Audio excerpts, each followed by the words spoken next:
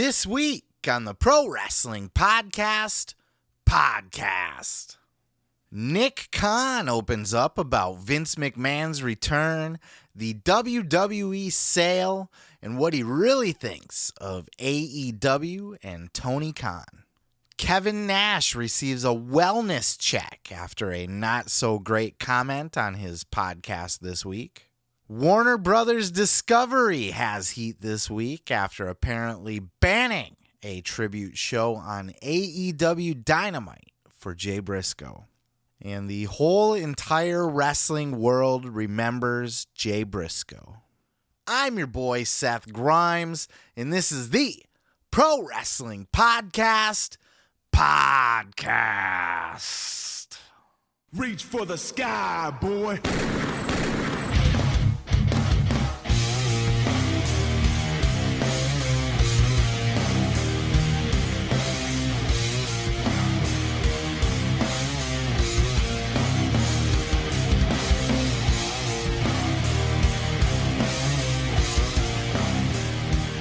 What's up, y'all? Welcome. Come on in to another episode of the Pro Wrestling Podcast. I am your host, Seth Grimes, on a week that has been emotionally taxing, to say the least, for us wrestling fans and the wrestling community at large. Very hard week for all of us after the tragic passing of Jay Briscoe. We are going to spend some time honoring Jay Briscoe here on this show, and I hope you will come along for that ride, because I have compiled a good collection of a lot of people, different people talking about the passing of Jay Briscoe, so we'll get into that. Lots of other news to get into too this week. This is going to be a very long show. I know I've been doing a couple long ones lately, and if you're not into the super long pods, I do apologize for that. Try to keep them around an hour if I can, but it's just been a crazy couple weeks of news stories, and I'm not doing everything proper justice if I just kind of half-ass and just give a couple thoughts and then hurry up and try to move on. So I cover these topics as best as I can, and then I move on to the next topic, and sometimes that's going to eat up a big chunk of the show, and other times we'll come in right around an hour. So this one, just forewarning, is going to be a longer one, especially because we are going to be spending quite a bit of time on the Jay Briscoe segment. If you have gotten your fill, I know everybody's been talking about it, and this has been the dominant subject of the Pro Wrestling Podcast world this week. So if you're just looking to kind of dive into some of the other topics, you can go ahead and jump to this timestamp here, which I'll put in post, and you can enjoy some of the other clips that I have put together for you this week. But let's just go ahead and get right into it, and we're going to dive into our top story this week. The wrestling world has come together this week to collectively mourn the tragic passing of Jamin Pugh, aka Jay Briscoe. This was a very rough week for everybody in the wrestling community, from obviously the people closest to Jay that are friends with him or close to the family, to people that have worked with him in the ring or maybe just shared a locker room with him in passing, right down to us fans who maybe we've met him at an autograph signing or a convention or after a show out on the curb drinking beer. Or maybe we never met him at all and we just admired him from afar as a wrestling fan and respect his body of work that he's gifted us to this world. And the whole wrestling community came out in droves to honor and mourn the loss of Jay Briscoe. Everybody from folks in, of course, AEW. A lot of them were wearing armbands on Dynamite. Same with SmackDown over in WWE. And respectively, WWE has even mentioned Jay Briscoe's name on air, both NXT and SmackDown. It's just really sad, but I don't want to spend this segment mourning the loss of Jay Briscoe. I did do a separate clip where I certainly gave my thoughts on his passing and kind of paid my respects and mourned. And I think we've all been through that this week, so I wanted to kind of take it in a different direction and maybe start the process of healing. And what I wanted to do was just collect as many thoughts on Jay Briscoe as I could from the podcast world this week. Now, I'm never going to be able to do this justice, so this is only a sample of what's out there. You know, everybody's talking about it, but I have compiled some of the more prominent tweets that were sent out mourning the loss of Jay Briscoe, as well as a lot of the comments that were made on podcasts this week. Certainly, I'm not going to be able to catch them all, and I would imagine that a lot of other podcasts that were recorded prior to the announcement of Jay's passing will have comments on next week, so obviously they're not going to be able to be included. But I just wanted to kind of pass along as many thoughts on Jay Briscoe as I could. A lot of these are remembering Jay Briscoe. These, obviously, everybody's sad and kind of mourning the loss, but I wanted to kind of pick things where people are remembering certain, memorable moments that they had with Jay, whether it was a match or just meeting the guy or some sort of story, from their time around Jay Briscoe. So I wanted to share as many of those as I could with you here. So that's what I'm going to do. These are from several different podcasts, and so I'm just going to go ahead and let them play. So if you want to sit back and just kind of watch a whole bunch of clips, this one's going to be a longer one, so hang in there. And let's sit and watch the wrestling world mourn and remember the man, more than the wrestler, the man, Jay Briscoe. And I want to start with some of the tweets from the wrestling world. We'll do that with a little bit of music that will honor Jay Briscoe as well. And then we'll move into some of the actual clips from the podcast. But first, let's take a look at some of those tweets.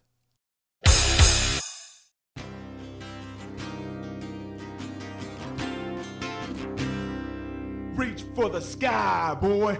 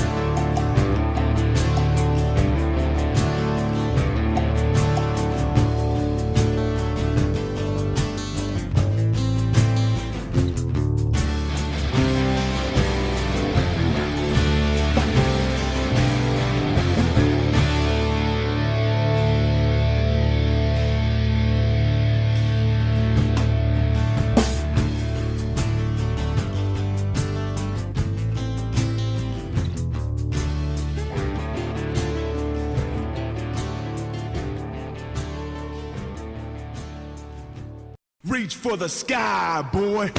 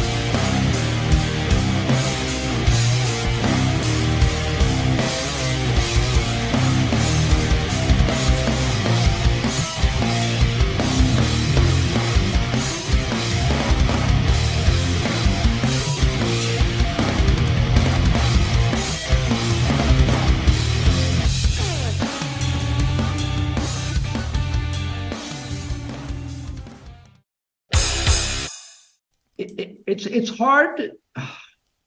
It's hard to talk about Jay without talking about Mark, because they were, yes, they're brothers, but they came together. But my experience with them, and this is, I never ever had any negativity with these guys. During my time as an owner of ROH and beyond that, it was just a pleasure. Always upbeat, no, nothing ever sour. And I think of Jay, and we would laugh. I'd be able to get them to laugh, and they'd make me laugh. And no matter what, there was just never a negative moment with Jay. And what you got with them was, that was them. This was no character. They were the real McCoy. But as past being wrestlers, we'll get to that shortly. I can't imagine what's going on with the family because of how, if you found anybody in the wrestling business that was more in love with and loved and wrapped up in their family, it would be the Briscoe. There couldn't be anybody more. So, and you've seen, I don't know when, it looked like a head of state would have passed away on Twitter from everybody currently in the wrestling business or that's ever been in a locker room with them or involved with anything to do with Jay's career. You can tell when people are just, oh, we're sorry something happened. No, everybody is torn up. And that's, that's hard to find. And it's more than like some legend from goddamn Attitude Era was gone. It's even though Jay was not on national television, everybody that interacted with the fans that have seen the Briscoes are broken up, and the people who've worked with them, and everybody that's interacted with them. I don't really like a lot of people in pro wrestling, but I really like Mark and Jay, and I appreciated working with them so much and just having the time to share a locker room with them. I was fortunate enough to be the Ring of Honor 6-man champions with them and just spend some time, working with them. And I'm sure Tommy, I don't know if Tommy told you the story. I tried to lighten the mood just a little bit today of when we worked with the Briscoes at the Hammerstein, and we were having this ultra serious hardcore match, and then me and Tommy wanted to break out lightsabers, and just looking at the looks on Mark and Jay's face when me and Tommy suggested using lightsabers, and they were consummate professionals, and they tried so hard to say no that they didn't want to do it, but it wasn't possible. I'll never forget that story, and seeing the look on Jay's face, who's, to me, who was always the more serious of the two brothers, and he kind of had that bitter beer face, like, Bubba, Tommy, I'm just not sure about that, but he didn't want to be disrespectful to me and Tommy, and I'm gonna miss him. I'm gonna miss him a lot. ROH, and we were able to get the Briscoes for this Omega show to wrestle myself and Jeff. And Jeff was underneath Impact contract, and typically he didn't do a lot of indies at this time, but they were very willing to let him do the indie, and we were able to put the show together. And I'll never forget these guys. They drove down from Delaware to come to North Carolina for the show, right? And we were able to get them a pretty good payday. I had known them both from Ring of Honor. I'd worked with them for a couple years at that point. And I'll never forget whenever they got there, I went and I took them to Pick and Pig. It's a very famous barbecue place. Yes. Which actually burned down about a year ago, and it's actually getting ready to reopen. My wife just told me, and she was actually excited about it. And she doesn't even eat pork. She hates pork.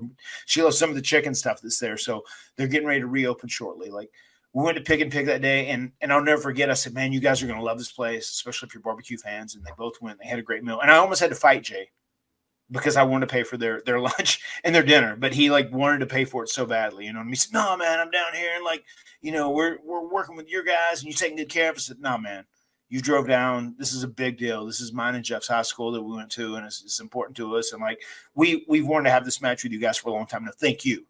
But he was so he said, "No, let me get it, man. Let me get it." And I had to sneak and pay the bill eventually. But both those guys, sweethearts. And there's so many moments from that conversation where it was myself and Jay and Mark just sitting back eating at Pick and Pig in Carthage, North Carolina, that I really cherished. That was one of the times I really got to spend, 45 minutes or an hour just kind of shooting the shit with them and talking about life, not wrestling, but just talking about life and existence. And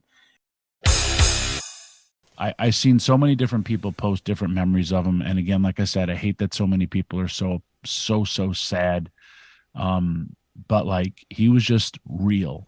And I remember like after every Impact show, I'd be driving and I'd be seeing him and his brother walking. And I'd be like, "You guys need a ride?" And like, "Nah, we're good." Or like the last time I saw them, we were actually where we're going to be headed this weekend. And they were just hanging out, drinking beers at the 7-Eleven.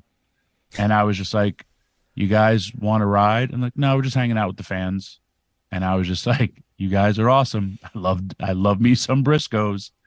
And that was just them. And because without Jay Briscoe, without Jay and Mark Briscoe, I wouldn't have had the 2022 that I had, and I wouldn't have been able to give my wife and my daughter the life that they have to the extent that they have for years and years to come, because I'll be able to make a living off of those 3 matches for a really long time. Thank you to everyone who voted, and thank you, Jay, for giving me this life and allowing me to continue to take care of my family. I will do my best to continue to take care of yours. One of the first Ring of Honor matches I ever saw was El Generico and Kevin Owens taking on the Briscoes. Now, at the moment, I can't remember what year that was, but it was a long time ago, and I'm sure if you'd watch it today, you'd be like, "Oh, they look so young." But it was just one of those things where all of a sudden you watched it and you were like, "This is like nothing else I've ever seen," because it was almost out of control in one sense, but clearly they had planned it to be that way. And I think if you go through all the Briscoes matches, right up to the stuff they were doing with FTR last year, they always had that sense of foreboding and they always had that sense of danger, but they were so damn intense and they would just drag you in so effortlessly. And it's one of the reasons they have been going for so long. Like, you cannot survive in any kind of industry for 20 plus years, whatever it was, probably a bit less than that, a long ass time, unless you have something about you, have the skill, and you don't sort of adapt and grow as performers. And they both did that. So to think that before you even get to 40, you're not here anymore. I don't even know what you can possibly say. Because he was a good guy. Both the brothers were. I met him in Puerto Rico, probably 7, 8 years ago. And I love that gimmick. They were 2 farmers from Delaware. That's a shoot. The 2 farmers from Delaware. But if you watch them on TV, you think they were straight from the hills of West Virginia. That's what they looked like, and they were great in the ring. I mean, they just had a different look about them. Of course, they were brothers, and I love those guys. It really, my condolences out to the family and the friends of Jay Briscoe. The very last show, which was in December, and they dropped the tag team titles to Main Event. They put those guys over, homegrown talents in House of Glory in the East Coast independent scene. 2 really good guys working with the Briscoes. I'm sure they would be the first to say it, elevated their game. They got to work with the Briscoes multiple times last year. It all built to this moment in December, and the Briscoes did business, and they put them over, and it was a great moment for the local crowd to see Main Event go over and win those titles, and to see them embrace when the match was over. It was a special moment. And it did not hit me until this morning that I got to call the last match that Jay Briscoe will ever have. That match with Main Event was only a week after the match that they had the dog collar match with FTR. That is the last match of the Briscoes, was on that House of Glory show. And I mean, the fact that that is their last match to me just doesn't compute in my brain. It just doesn't feel real. Yeah, I don't know what to say. There's nothing I can say that's going to do any of this justice. This one hit me particularly hard, and I'm not sure why. I think it's just the tragedy of it all because, you know, I've always been aware and respected the Briscoes, and anytime I watched any of their matches that I did see, they were all bangers, you know what I mean? So I've always had a very healthy appreciation for the Briscoes, but was not a regular watcher of Ring of Honor where they spent the majority of their career. So, you know, I haven't followed their career as closely as a lot of other people have. So I don't have that perspective where he was, you know, one of my favorites that I watched for years and years and years. But I've known him, obviously, for, God, you know, probably close to 20 years, really. You know what I mean? As early as I was aware of what Ring of Honor was, I was aware of who the Briscoes were.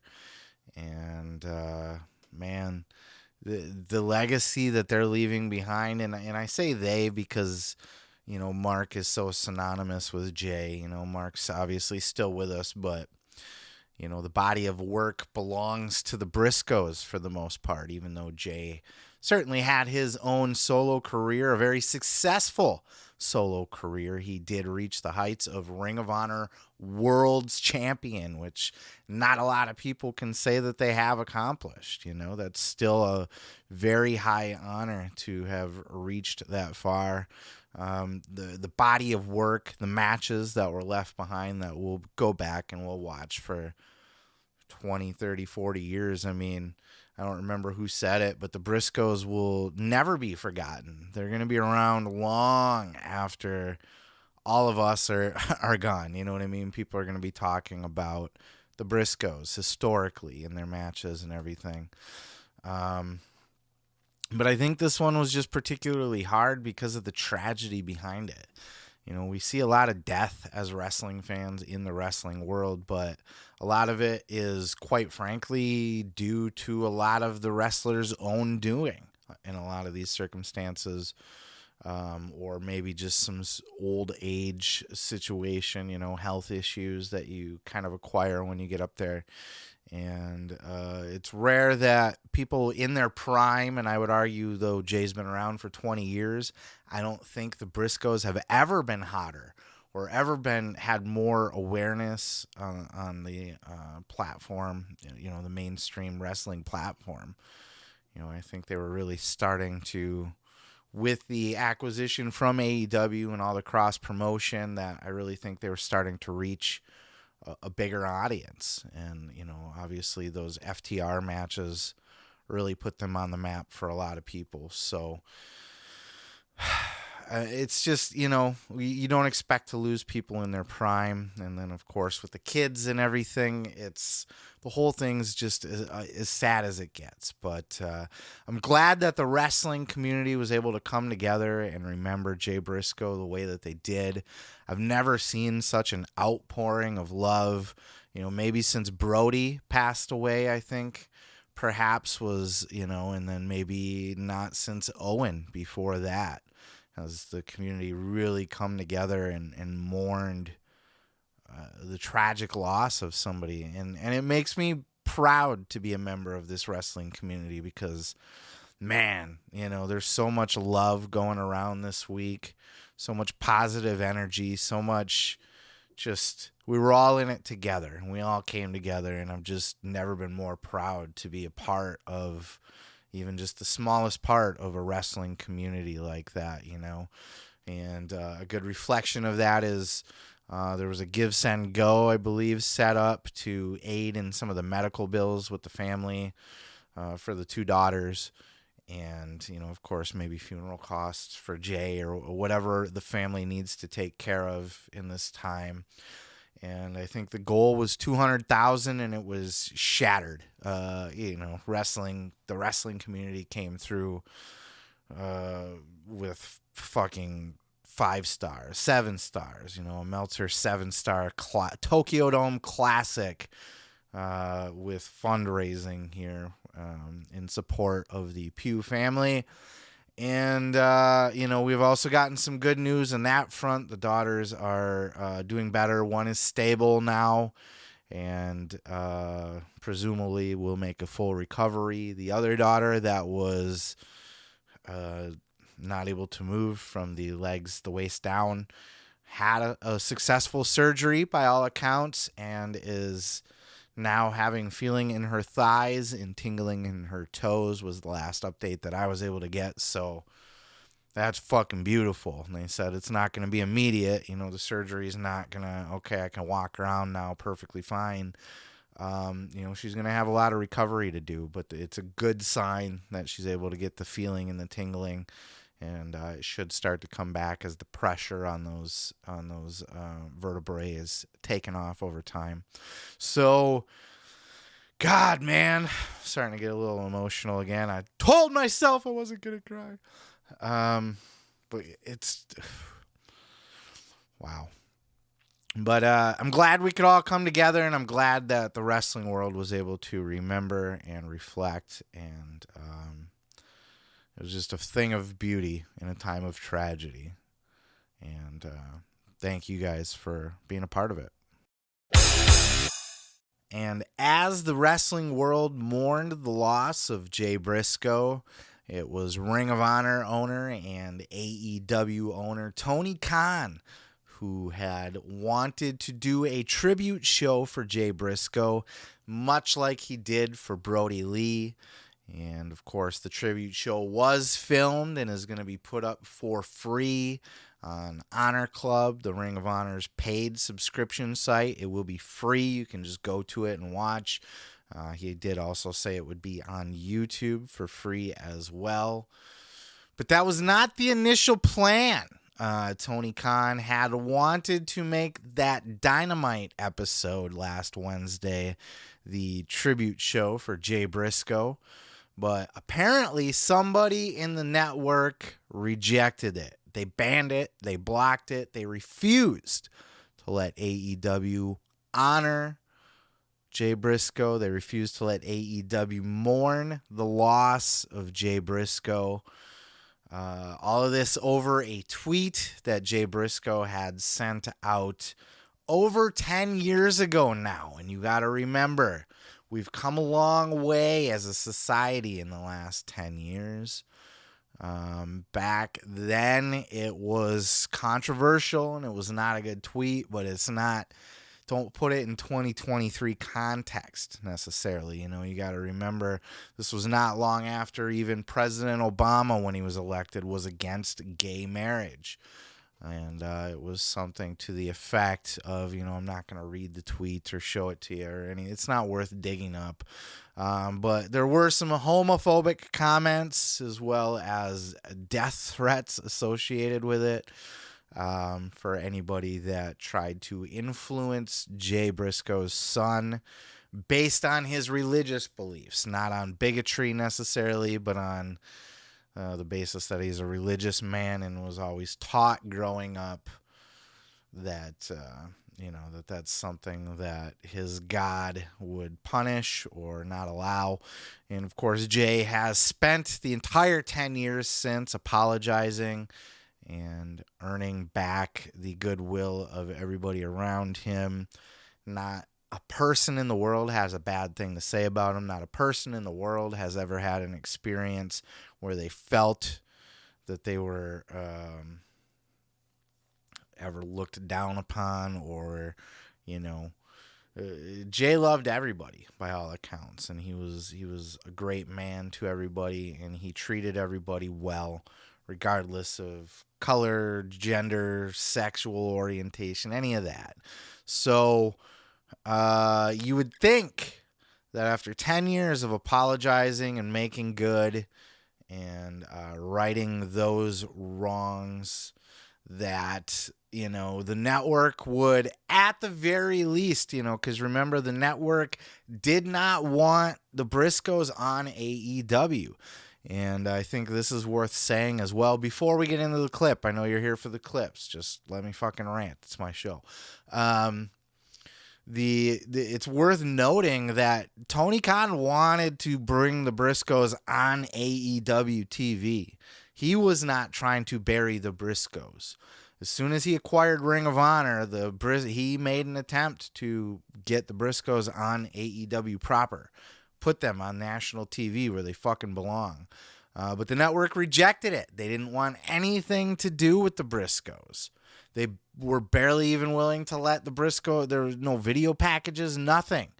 It was a very clear and strict edict from the network that we do not want the Briscoes on our television station, based on this tweet from 10 years ago that he spent the entire 10 years trying to rectify and make good on. So you would think at the very least that once the man has passed, that they would allow, you know, the wrestling community to honor the man and do a little tribute show at the very fucking least. But no, the network rejected this. We do not want any mention of this fucking guy on our TV. And it's a bullshit move. It's a pissy, shitty, cunty move. And I'm going to rant on it a little bit more. But before I do, I want to play this clip here of Jim Cornette. And Cornette was emotionally charged up. He did about an hour-long tribute to Jay Briscoe. And he cracked up so many times, you know, got very emotional. And it's a very good listen. I have linked it down below in the description if you want to listen to the full thing if you haven't yet. But check out this clip of an emotionally charged Jim Cornette tearing Warner Brothers Discovery a new asshole and giving him his 2 cents. Check out this clip. That some unnamed piece of shit who I would love to get the name of, and I promise you, if anybody can tell me his name, I'll tell 1 million people real fucking quick. I can promise you that.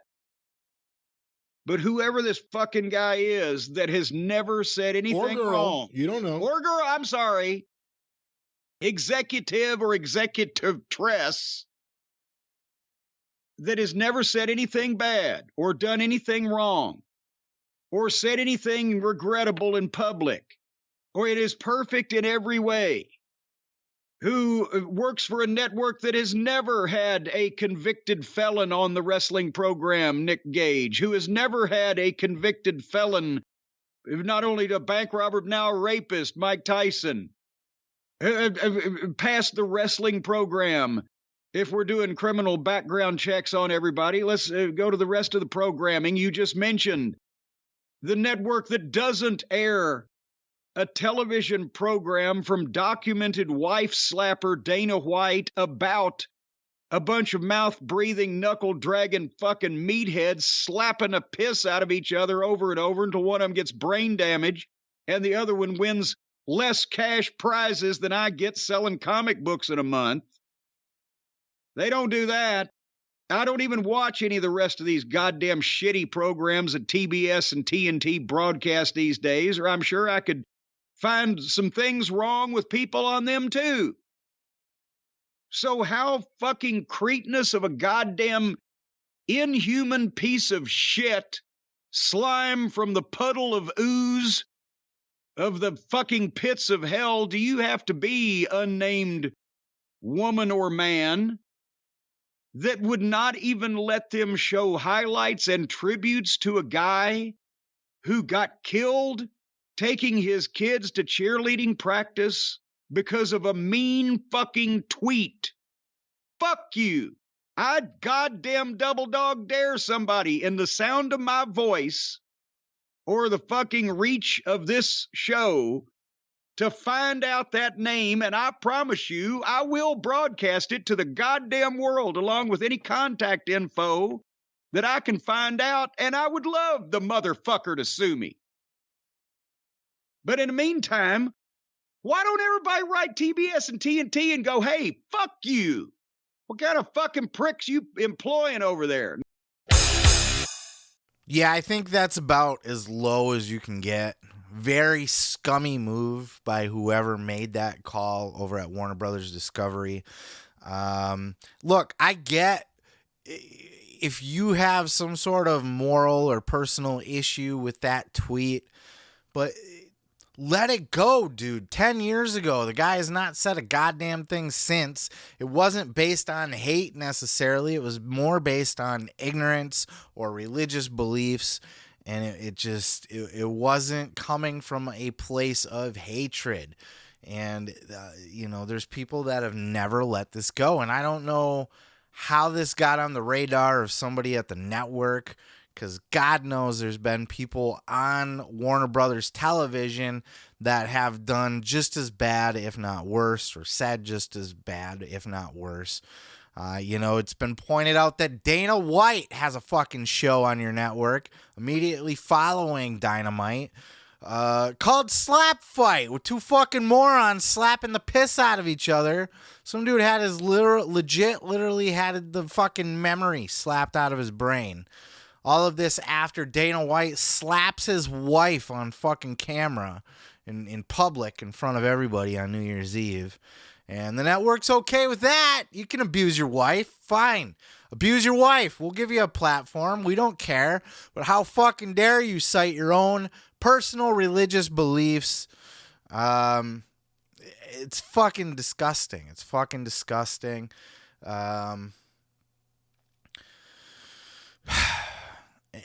And look, even if you don't want the Briscoes on your network to wrestle, that's even fucking stupid and bullshit, but point taken, okay? Whatever. It's your network. I get it. But the man has passed away.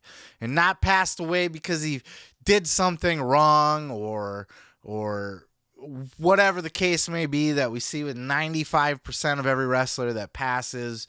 But he died fucking tragically on his way home or to fucking his kid's cheerleading practice. Fuck you, Warner Brothers Discovery. Fuck you with a fucking twirling lawnmower. It's a Nightmare on Elm Street reference.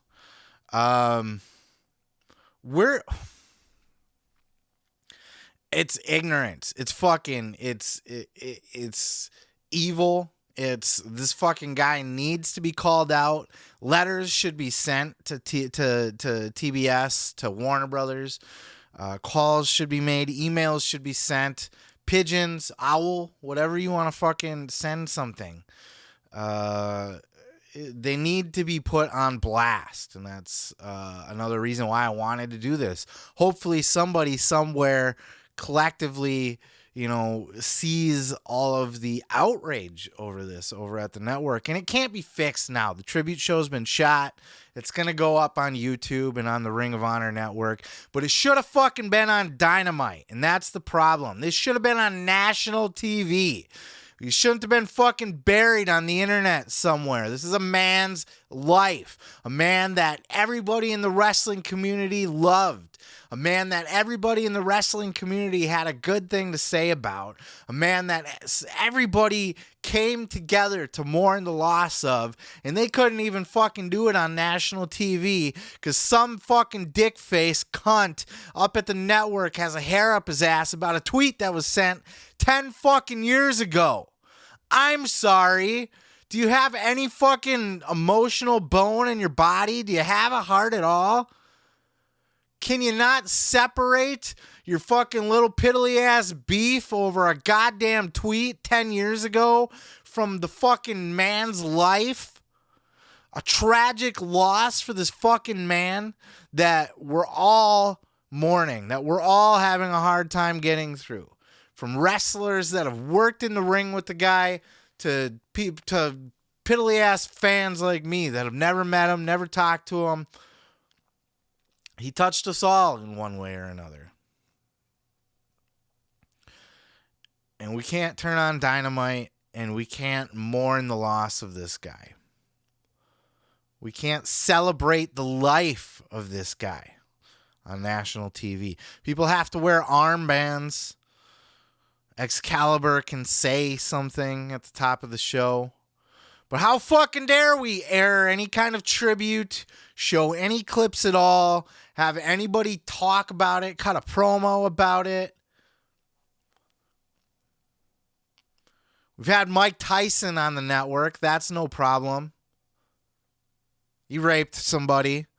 He spent his time in prison. He paid his dues. He paid his debt to society. Don't hate Mike Tyson. There has to be forgiveness in the world. And this goes out to, obviously, the network, but anybody who maybe even still holds a grudge against Jay for that tweet.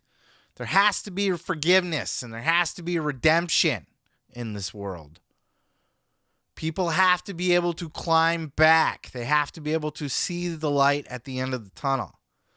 Because when you turn people away from the light, they will continue to walk towards the darkness. You have to let people be redeemed. As long as they earn it, as long as they show it, as long as they truly seek forgiveness. And by all accounts, Jay Briscoe has tried to live this down, and you know, we've got comments from Effie, who's the gayest wrestler you'll ever see in the entire life. He's gayer than Dalton Castle. He's gayer than Goldust. Effie is the gayest wrestler ever in the history of life.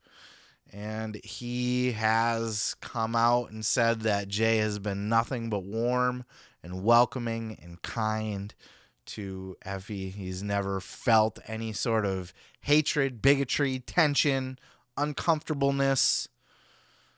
Nothing. Nothing at all. Jay wasn't a bigot.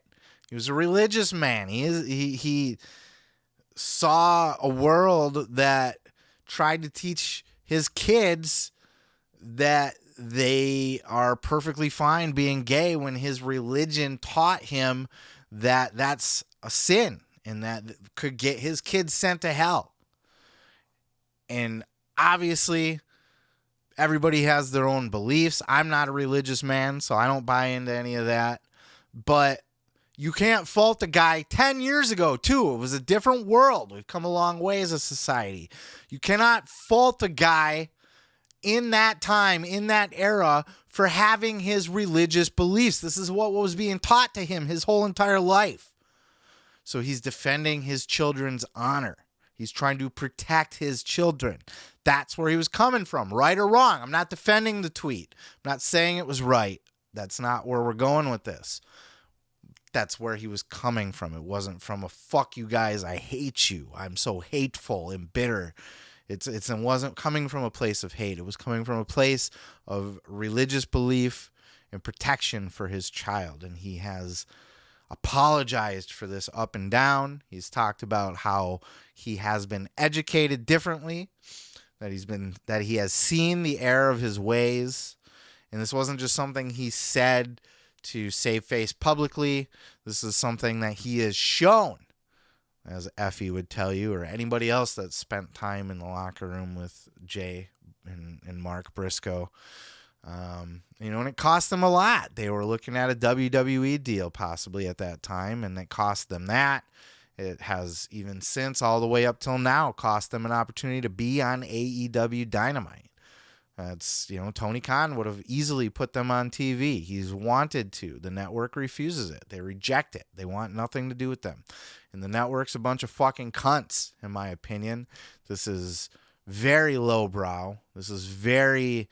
it's disturbing that you can't put your heart in front of anything else. Because look, this whoever this executive is, they don't care, unless they are a wrestling fan who is also a gay man that saw this tweet and took it personally and holds a personal grudge all these years later. It's simply one of those things where they don't want the backlash. You know, they're just looking out for themselves as a network. Like, hey, we don't want this gay basher on our TV, and then get all the fucking gay community sending us letters and yelling at us and condemning us for putting this gay basher on our television. That's all they're doing. They're just covering their own ass. But they never spent any time educating themselves on the situation, learning that Jay has been on a path of redemption this whole time, nor do they care that the wrestling world is mourning the loss, the tragic, fucking sudden, tragic loss of this man. I bet national TV exposure would have done a lot of great things for their Give, Send, Go, which they've already exceeded their goal. You know, the wrestling community's already come together in spades on that anyway. But the network don't give a shit. They have no heart. They don't care. No remorse at all. Tony Khan had to take his tribute show. He had to film it after Dynamite when people are trying to leave the arena. You know, I've seen photos at least of the Ring of Honor ring skirt being set up, and, you know, the arena looks half empty or more. And that happens, you know, even after, you know, going to a Dynamite. If you try to stay for Rampage and watch that, people start leaving. You know, it's a lesser show, not as big of matches. People want to beat the traffic. They want to get the fuck out of there. You know what I mean? So it would have been great to have had that tribute show on Dynamite in place of Dynamite, but it wasn't to be because of some fuck at the network. And I agree with Jim Cornette. If we're able to out this bastard, we're able to find out who made that call exactly. I would encourage the internet sleuths to figure that out and make it public. And Jim Cornette said he will make it very public, spread it around to 1 million people in a heartbeat, which he can. And then I think we should all give them a piece of our mind as a community. Hopefully that doesn't end up costing AEW a TV deal down the line, you know, because now we don't want to deal with all these bitchy wrestling fans. But it was a dick move. It was a dick move. It was a cunty move. It was a heartless move. And I think, look, you know, I talked about we need redemption in this world. We need a path to redemption while we're still alive. Jay deserved that. You know, he showed every effort to make good on that tweet and to apologize and to show a different way.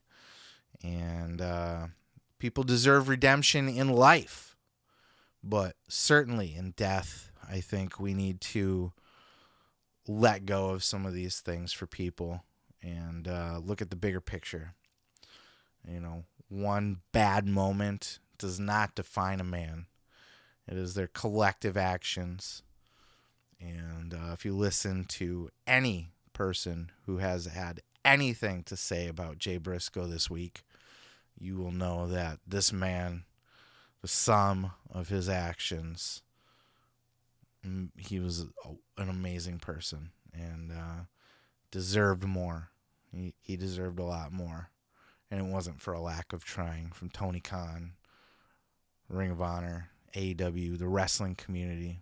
It was some fuck sitting up in his fucking ivory tower in a suit with his thumb up his ass, just saying, no, I don't think so. Piss off. Well, fuck you. Fuck your kids. Fuck your family. Fuck your job. Fuck you. Kevin Nash made the news this week after some not so great comments on his podcast, Kliq This, with Sean Oliver. Kevin Nash has been mourning the loss of his son, his son T, who passed away about 12, 13 weeks ago now at this point. He died of some sort of heart complications. And it's something I haven't talked about on the pod. Nash to my surprise, I couldn't do it. Nash has continued to do his podcast each and every week, even the week that T died. Obviously, he had every reason to take that podcast off, but he wanted to do it because it took his mind off of it, or it's good to talk to people when you're going through shit like that. So I actually, for better or worse, he did that podcast, and he's been doing it every single week. And one of the sad things about it is that T was a partner in the podcast with them. T was, a big tech guy behind the scenes. He was kind of there basically producing for, at least on Nash's side. I don't think he was the producer for the entire pod or anything. I think that goes to somebody over at Podcast Heat or whatever.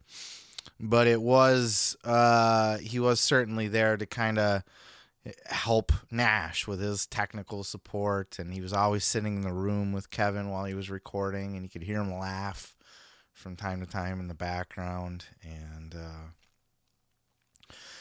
just another tragic fucking loss in the world of professional wrestling. And this was shortly after the loss of Scott Hall, Kevin's best friend, So Kevin's having a hard time. And he's doing his best every single fucking week to do this podcast with Sean Oliver. And it's a great podcast.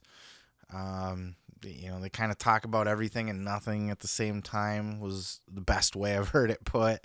They don't necessarily get into wrestling per se, maybe a wrestling topic here or there, but it's been healthy for Nash to be able to do this since his son passed. But obviously, if your child has passed away, it's not going to be easy. And it was in this particular clip right here where Nash, made a comment about it. And it was in the voice of sarcasm, which I speak fluently, and we'll kind of address that on the back end.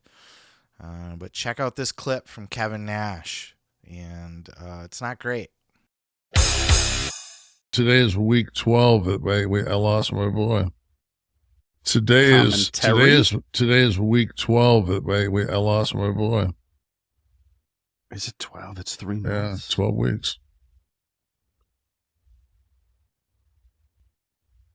Time flies when you got a gun in your mouth. Time flies when you're having fun. Don't play like that. You have guns, so you can't say those things. I can do whatever the fuck I want to do, as long as I leave a note. Yeah, that kind of jumped out to me as soon as I heard it. And, that was before it kind of took about a day or two for it to start to make the news cycle. And it was shortly after that the cops got involved, and they actually showed up to Kevin's house.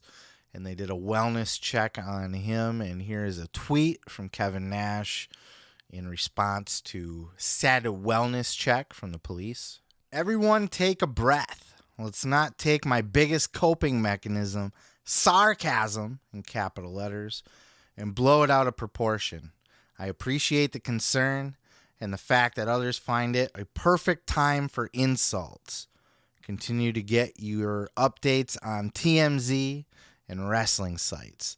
I've got legs to train today. I call bullshit, by the way. Nash never trains legs. What's he talking about? Leg day. Pfft. It's an upper body business, Rick Rude says. Kevin Nash has fucking beanpole legs. He ain't training no legs. Joking aside, though. Sarcasm, man. I get it. I understand. Look, Nash is a bigger man than I am, obviously, stature-wise. But, look, if it was my son, I'd be right there with him before he was even cold. So, he's doing a lot better than I would in his shoes. And, he's using sarcasm to get through it, to cope. And I understand that very much. Those who speak fluent sarcasm will understand that it's how you get through things sometimes is that dark humor. And look, I get it, that kind of thing is, and I'm choosing my words wisely because we're on YouTube here. That kind of thing is not something that you want to joke about. So I get why fans were concerned or why there was a bit of, maybe some outrage there, and why the call was made to have the police go check on Kevin. I get that. I get where people are coming from. I just wish people would have. I guess when I heard it, I didn't read it as, we better start worrying about this guy. I kind of read it as what it was. Like, this is how he's coping with this, is these stupid ass dark jokes, it's not funny. It's not cool to do that. Even Sean Oliver was quick to say, Kev, don't say that. Nash is like, I can say whatever the fuck I want as long as I leave a note. I only laugh because I get Kevin's sense of humor.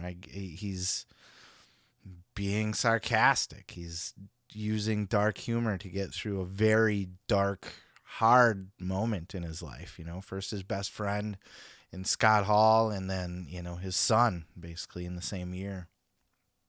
I can't imagine what the dude is going through or how he gets through day to day. But I imagine, as he said, sarcasm is one of those ways to do that.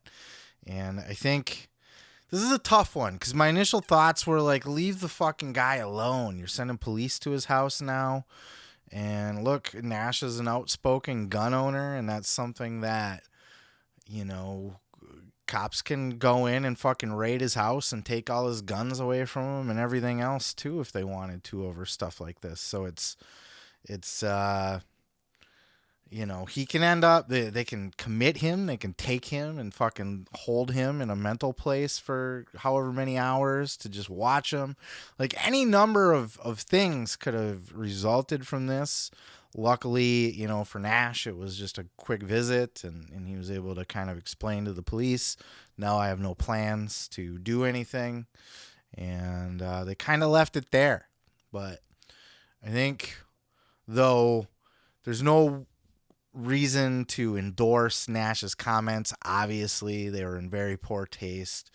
But I think as a wrestling community, let's have a little faith in Kev that, he's still here with us now, 12, 13 weeks later. And that, we all know he's a sarcastic prick. We all know he's a smart ass. We all know he's got that quick wit and that dark sense of humor. Scott had it too. That let's all just kind of give Kev a little bit of space here, and let's all not try to play hero and crawl up his ass. And look, I get it. I get where you're coming from too. What if something did happen or could happen and we could save the man's life? I get that too. But I think we should give Kev good faith that he's just trying to get through this, and let's give him a little space to get through it and to maybe say some stupid shit from time to time, because he's in an emotional state right now that he's not thinking rationally. He's not talking rationally. He is trying to get through his fucking day every single day. He's just trying to get through. And he's having a hard enough time. I think, on one hand, it's probably good to see the outpouring of care and concern for Kevin, but at the same time, I don't think he needs a lot of the negativity or stupid comments that can come with this as well, as he did address. So let's leave fucking Kevin Nash alone for a little bit and let him grieve and let him do him. And let's just kind of back off the gas a little bit on this one and give him some space. That's my thoughts on it. I know that's what I would want if I was him. Like, if I'm making stupid comments to get myself through a bad, dark, hard, tough situation, the last thing I want is fucking cops showing up at my door asking if I'm okay, or fucking idiots on the internet commenting about it. And look, man, just give the dude some space, all right? WWE CEO, at least for now, Nick Khan was on the Bill Simmons podcast this week. I am not a sports ball guy, so I don't regularly listen to Bill Simmons, but I do know that he is a very big wrestling fan and a smart wrestling fan too by listening to this podcast. He definitely gets it. This was a fantastic podcast to listen to. This kind of stuff that gets my dick hard, to be honest with you. I love the business side of professional wrestling. I love the insider stuff. Not just wrestling, you know. I follow the Hollywood insiders as well. And I just, anything that's kind of inside baseball, behind the scenes, I love that kind of shit. I eat it up. So this was an absolute treat to sit and listen to Nick Khan for a good hour. Well, no, it was a little less than an hour, maybe about a half hour, 40 minutes or so, talking about all things WWE. And I mean, he got into everything. And Bill was a good interviewer. He did not hold back. He asked probing questions. And Nick Khan did this thing where, and we're going to play some clips here, but Nick Khan did this thing where he kind of danced around questions corporately, politically, you know, as any good politician would, or any good, I guess, businessman, CEO type would do. They kind of dance around the tough questions. And Bill was really good about kind of coming back to it and being like, you didn't answer my question, though. I asked you this. And kind of forcing Nick to give some answers on a lot of things. So this was a very good, very informative interview. I highly suggest you seek it out. And it's on the podcast feeds. I did look on YouTube. I don't believe there's anything on YouTube about it. But Nick talked about a wide variety of things. You know, he was all over the place. You know, it was hard picking out certain clips for this. I did grab a couple, actually, because I mean, this whole podcast is clippable, quotable, to be honest with you. But a few gems here. The first thing I wanted to play is Nick Khan addressing Vince McMahon's return. You know, Bill was kind of like saying, like, do we really want Vince back right now? What do you think about this move? And Nick Khan gave a very corporate answer, but a very interesting answer at the same time. Check out this clip. Were you surprised that he's started to inch his way back? No. That's Vince. Yeah. Anyone who knows him who thought with a tweet, because I think he tweeted, you know, hey, I'm 77 now, time for me to call it a day or something to that effect, you know, when he stepped down. Anyone who believed that was permanent doesn't know him. So let's unwind this. Vince McMahon steps down a year ago. All of these revelations about different NDAs from years ago, goes in the Wall Street Journal. He steps down and it seems like he's gone. Then he goes on SmackDown, and just watching it from afar, the whole thing seemed insane. It was like, is this guy stepping down or not? Why is he on a show? Is he still around? People are wondering if it's a work. And now you have 10 months later, it really is starting to feel like the real life version of HBO's Succession, where Vince is now, he did what seemed to be from afar like a board coup d'etat. Stephanie stepped down. There were rumors you're going to sell to Saudi Arabia, which I never believed. But from we're watching this afar, this seems insane. What is it like to be in the middle of this? Does it seem less insane? My thought has always been there's only one boss at WWE, and it ain't me. Vince is obviously the founder, creator of the company. He's also the controlling shareholder, which, as you know, that's not a work term. Right. That's a legal term of art. So I think it was always my point of view, always Stephanie's point of view. At some point, he would come back.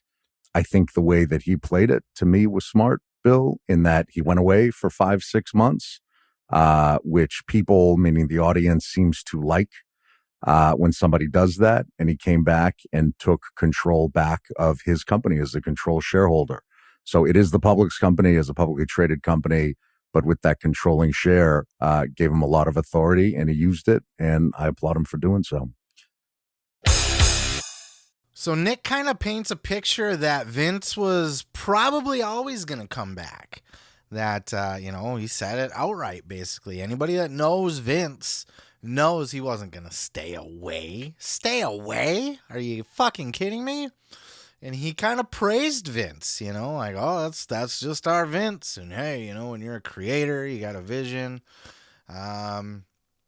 No real acknowledgement of the actual dirty deeds that kept him. As a matter of fact, Nick Khan was very dismissive of the dirty deeds that led to Vince stepping down.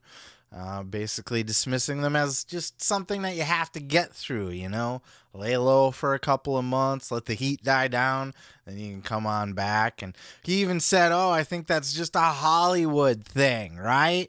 Oh, you have to step down because of scandal, just a cold businessman, very smart guy, Nick Khan, and soothing. He's got that sexy radio voice. He should be a fucking radio host, a talk radio. You're listening to the sweet sounds of Nick Khan on WFON. Or whatever. I don't know. Whatever call sign you want to give it. I don't expect him to say anything different, right? He's not going to go out there and bury Vince, especially because Vince can snap his fingers and have Nick Khan removed in a heartbeat. As the chairman of the board, you can appoint and fire the CEO of your company. So Nick's job is to run the company day to day. He runs everything inside the company. And Vince's job is to oversee him and the other board members and the daily activities of the board itself. So apparently this was the plan all along, right? Vince was going to come back when the heat died down and just kind of pick up where things left off. Though Nick is adamant that Vince is not back to take over creative or anything, at least not yet, right? We are already hearing rumors that Vince is back in the office and passing down notes, though we don't know that for sure. Then it was in this clip where Simmons asked Nick Khan about the sale of WWE. And of course, the Saudi rumors and that kind of thing that go along with it, he addressed. But just in general, the rumors of the sale, and are they looking to sell? Are they going to sell? What kind of deal are they going to be looking for? Are they looking for a media company, a private equity guy? Are they looking for somebody just to buy a chunk of WWE? What's going on exactly? Nick Khan lays it out. Check out this clip. Yeah. So, the imminent announcement that it's been sold already or privatized, whatever it was. Of course, if you're looking at it, connecting the dots, it made absolutely no sense. In terms of what the actual process will be, we're just starting it now. What's the sale process without telling me too much? All right, because I know you have some restrictions, but sure. You have a bunch of suitors. You have a price in your head. Vince obviously wants to sell. I actually, sidebar question.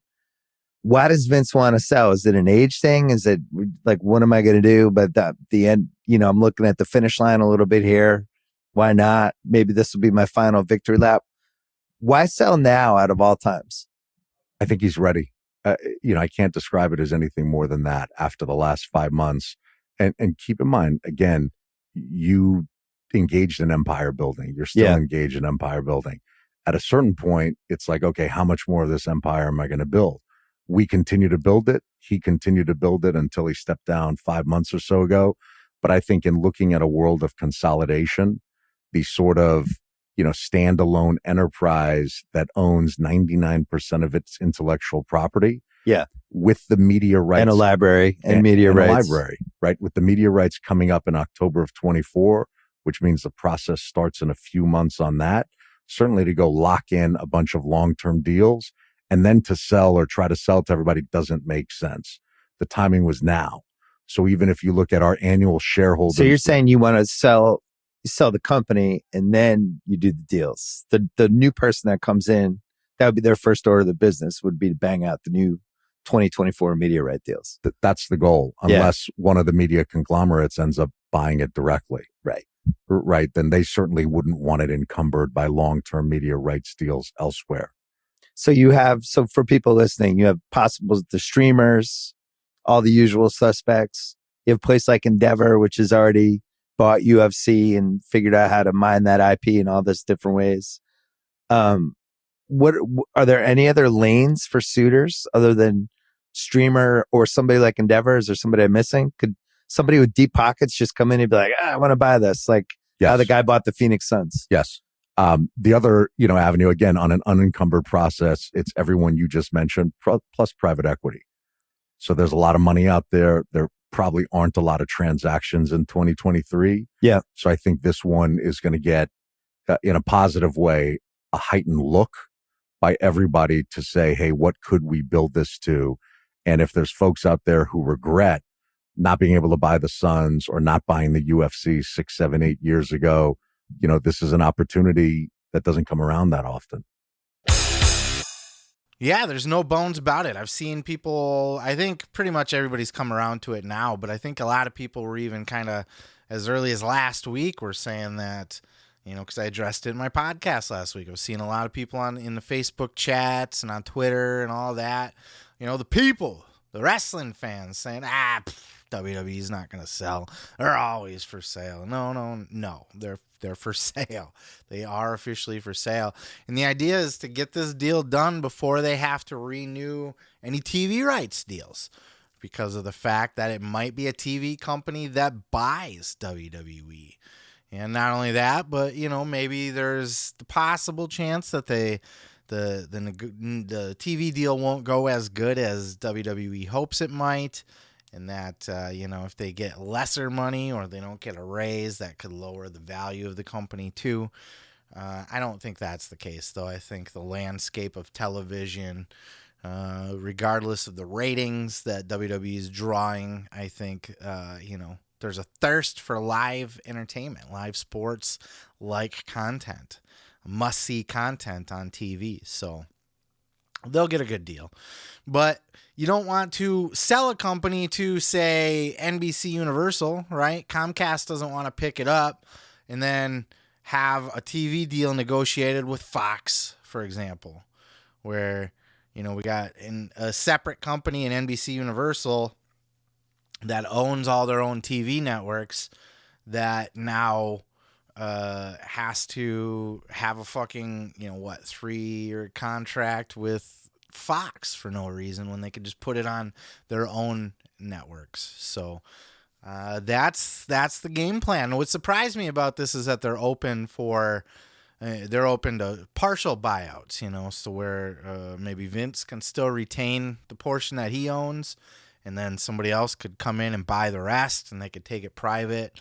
All of these things are on the table at this point. And he did say that they were open to private equity deals as well. So they're not just looking for big corporations like Disney or Warner or Universal or Apple or any of these fucking cunts to come in and buy the company. They're open to just some rich ass dude with deep pockets to come in and throw his fucking dick on the table and buy the shit himself or themselves or a group of people. They're open to it all. Which leads me to my third clip here, as we've discussed last week, and the wrestling world was kind of buzzing about it for a little bit, is that Tony Khan and Nick Khan have thrown their names in the hats as particularly interested in a possible buy of WWE as well. And though this has kind of been dismissed out of hand by, the wrestling world, if they can put together enough private equity, if they can put together a deal between themselves and a couple other rich motherfuckers that want to invest in WWE, WWE's going to sell to them. I don't give a fuck what anybody says. Nick Khan or Shad Khan, too many cons. All these cons. Shad Khan owns the fucking Jacksonville Jaguars and the Fulham football team over in Europe, and they're going to sell to him. They're not going to look at a guy that owns the Jaguars and say that he's not worthy enough to own another fucking. Of course they'll sell to him if he's able to put that money together. So, but that doesn't mean that they're going to respect AEW coming in and buying WWE, or at least Tony Khan. Nick Khan had many great things to say about Shad, but the kid, not so much. Check out this clip. So one recurring theme with Vince's career was that he kept having a challenger, or there kept being these moments where it seemed like things might fall apart and then they didn't. And in the last couple of years, you had AEW. They come in as probably the most polished challenger you guys have had in 20 years. They had deep pockets, the TV station attached to them, and somebody in Tony Khan running their business who was a real wrestling fan, who really dipped into the history of wrestling in a bunch of different ways with some of the angles, and realized that he had to be a little bit of a different competitor to you versus like what some other people have done, which is either get older wrestlers and try to compete with you that way, or basically just do what WCW did, which was just, we're going to do the same thing as you. We're just going to try to spend more money to do it better. They kind of countered it a little bit. They grabbed some ECW pieces and some indie wrestling things and some All Japan, all this stuff. And it seemed like a real competitor. It seemed like they had, at least in the wrestling community of the nerds and the people who love the 5-star matches, all that stuff, they kind of tapped into that. At what point did you feel like they were a threat? Well, how do you think they're doing now? Not as well. Right. I think a couple things. I've never met the guy. Although I think they're having a better 2023 than 22. But anyway, go ahead. I think I've never met the kid. Tony Khan seems like a nice kid to me. I don't know him. I have met his dad, who randomly I sat next to at some like sports business luncheon that Stephanie and I went to a year and a half or so ago. I thought the dad was as impressive as could be. I think there was a piece on him in the New York Times a year or so prior to that. Self-made billionaire, I believe Pakistani immigrant. Could not be more impressed with him. I like the pivots. I'm not as big of an NFL fan as you are. I don't follow it the way you do. But I like the pivots he made. Make a mistake in hiring a certain coach a couple years ago, get out of that mistake, figure it out again. So could not be more impressed with the dad. He made his money in the auto parts business, I believe. So he knows that inside out. I don't believe he's involved on the wrestling side of the business. I'm talking about storylines outside of financing it. No, he's got just the pockets. Yeah, he has the pockets, and that's awesome. And I'm sure his kid appreciates it. But I was never threatened by that. The kid seems like a nice kid. I don't know him very well. He seems like a nice kid. The kid. Complete disrespect by Nick Khan. You would expect nothing else, though, right? Like, I mean, he had very kind words for Shad, so I think the respect is there for Shad. But nobody takes Tony Khan seriously. Everybody looks at him as a rich kid's son playing with daddy's money, and it's all a big fucking joke to everybody. And at the end of the day, when you break down the bare bones, that is what Tony Khan is. He's a rich kid's son playing with daddy's money, playing his little fig fed together, his real life fig fed. But he's doing quite well with it. He's got a TV deal, which is something that nobody in professional wrestling has ever been able to accomplish before. Sure, the smaller companies like Impact could get on Anthem or fucking I guess they had Spike at one point, which was a decent TV deal. So it happens, but nowhere on the level of a TBS, TNT, the primetime spotlight. This is a big accomplishment that Tony Khan was able to do. And look, AEW's been around for 4 years now, and they haven't flopped yet, and they're showing no signs of going away. They've hit a couple rough patches now. The COVID hit them really hard, and then obviously the CM Punk situation really hit them hard. And, Triple H taking over creative and Vince stepping down, that hit AEW hard as well. So they've weathered a few storms at this point, and they've still come out ahead of, they're still hanging. They're still out there. They're still number 2, a close number 2. So I think people dismissing Tony Khan, I think it's a part of that's just ego. I think people just look down on Tony, especially wrestling fans. I think they're all just fucking morons, and they don't know what they're talking about. They listen to a Jim Cornette podcast, and they go, "Oh yeah, Tony Khan's fucking he's a Mark, a rich kid's son." You know what I mean? I think anybody can clearly see that he is running a good business there. He's certainly not running regardless of whether you like the content or not. You can't look at the business of AEW. And of course they're private, so we don't know their numbers. But Tony had said at the very least that AEW would have been profitable had it not been a large investment into the video game, which will make them a shit ton of money if it's any good. So, I don't think Tony's running a bad business here. And, he's doing quite well with the Jaguars right now as well.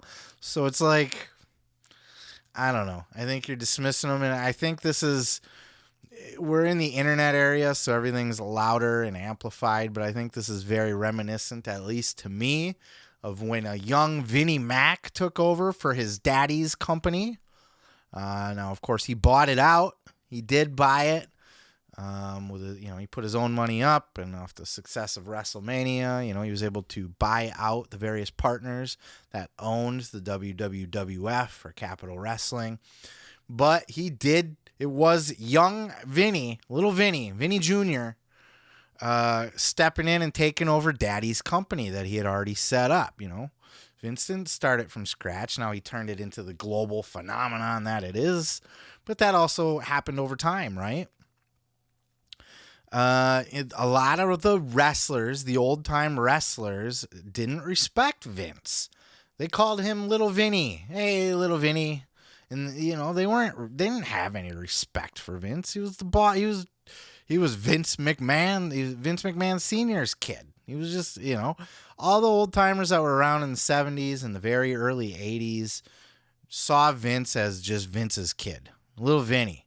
You know what I mean? No respect for the guy. Vince hates being called Junior. He hates being called Vinny, which were things that all of the guys called him. And Vince had to wait a generation, essentially, to kind of weed all that out of the industry and to start to be taken seriously. And really, it wasn't until he got into the 90s, late 80s and 90s, that people started to look at Vince as the man. And now, into the 2000s and 2010s and the 20s, where Vince has been able to kind of hone his image as the boss and all of that. But all of that to say, I think a lot of people have forgotten that, Vinny Jr. was a young man who had to earn a lot of people's respect when he first stepped into the wrestling business, taking over his rich daddy's business. So I think, 10 years from now, 20 years from now, 30, 40, if Tony Khan's still around running AEW, I think the respect will be there. He's a young kid, the same age as the wrestlers, and he's competing against the machine right now. So it's going to get him a lot of flack and a lot of hate, but I think people are sleeping on him. And Nick Khan, very dismissive. Just kind of wrap this up and bring it back to Nick Khan. Very dismissive. But, he went on to say, nobody's really competition. He doesn't sweat anybody, really. And not that they should be sweating AEW either, but just the dismissive tone of it was kind of rude, I suppose. But I would expect nothing less. Nick Khan seems like exactly what we've all heard. He's a smooth talker. He's got that silky fucking radio voice. He's got a very politically correct answers. He's good at tiptoeing around questions or wording them in a way that is favorable to him and the company. He speaks very much like an executive, and he sounds like he fits right in with the WWE structure, fits right in with what Vince would like. And there's no doubts at this point that Nick seems firmly in the lap of Vince McMahon, even though he was amongst the board members that unanimously voted to keep Vince out. And trust me, Vince will never forget that. He might have Nick around now, but he has not forgotten that Nick might have been a player acting against him behind the scenes. So for now, Nick Khan is the CEO of WWE, and he is running the day-to-day. And I highly recommend checking out this interview. There's nothing I could say that's going to do it justice. The whole thing, there's just gems all throughout it, and it gives you a really good insight into the man Nick Khan, as not his personal life or anything, but just as he sees the business and kind of his whole perspective on, how he sees WWE and where WWE is going from here. And it looks like a sale is very imminent, and he made no bones about that. So this is going to be a very interesting year. and I'm here for it. I'm excited to see how all this develops. But what are your thoughts? Let me know down in the comments below if you've heard Nick, if you've heard that interview, or just based off of the clips that I've presented you here. Leave your thoughts on all of those, and I'm going to go ahead and move on to the next. Well, Dax Harwood's podcast, FTR with Dax Harwood, is continuing to make news in the wrestling world. This week over comments about Vince McMahon himself. It was last week where we kind of speculated on here on this show as FTR, on the FTR podcast, Dax kind of addressed what's next for FTR. They said that they've asked for time off and that they might not be back on TV before their contract is up in April. They've asked for the time off to kind of, for one, heal because they've had a fucking brutal year, but also to kind of reflect and figure out, as their contract is about to come up, what is going to be their next move. And a lot of people were starting to speculate, FTR to WWE confirmed again, And Dax didn't quite show his hand last week, but he did make the comment, I'll tell you this thing, we're not going to be disrespected by anybody, I'll tell you that. And it kind of made people speculate, is this a Young Bucks gimmick? Is this a Tony Khan not using them properly on TV? Perhaps, but I think we got more light shed on this subject that kind of points in different direction here as Dax Harwood kind of addressed. They were talking about on this week, it was FTRKO was the name of the episode. It was kind of during going over that short-lived faction where the Revival was teaming up with Randy Orton and kind of feuding with like the New Day and shit like that at that time. And in this particular clip, Dax talks about the episode where the Revival won the SmackDown Tag Team titles. And they came back to the locker room, or they came back through the curtain. They were super high on themselves. They thought they had an incredible match, an undeniable match, as FTR always has. And when they came back through the curtain, the old man was sitting there, and he had a different opinion of the Revival. Check out this clip. We got to the back after we won the belts, and we were all proud of the match. All four of us, man. We were super happy about the match. We come to the back, and Vince is there waiting for us off his headsets, and I'm hoping that since he's off his headsets, he's going to tell us that was incredible. That was a great job. That was storytelling, right?